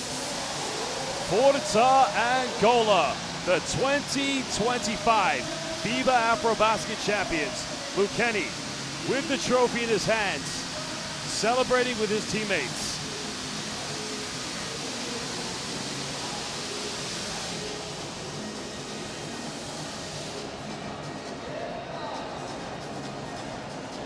Well, what a moment in the history of this competition. Champions, 2025 FIBA AfroBasket champions. Well, the story was not much was known about Angola. Well, there's a lot of history to know, and that history is still being written. Well, absolutely. And this team came in here as one of the favorites, and they delivered. It wasn't easy.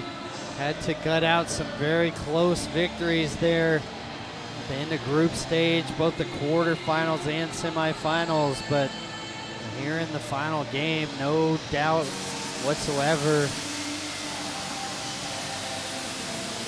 Oh, truly a magical moment.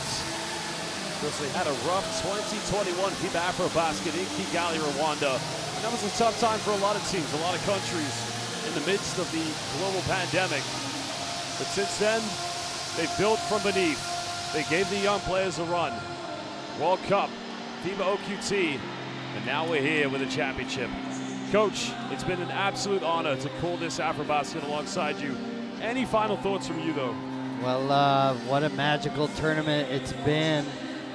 You know, we've talked about it a lot, just the emergence of some of these younger teams who traditionally have not had as much success here. I think it's really a, you know, statement of what they're able to build here in Africa, and the future is bright. Well, the next FIBA AfroBasket will be in 4 years' time. For now, all these teams who came here, the next step, Windows 2027 FIBA World Cup qualifiers. Well, fans, from myself, Josh Bett, and head coach Will Voigt, we thank you for joining us here in Angola for the AfroBasket. Congratulations to Angola. But from now, it's good night, goodbye, and God bless.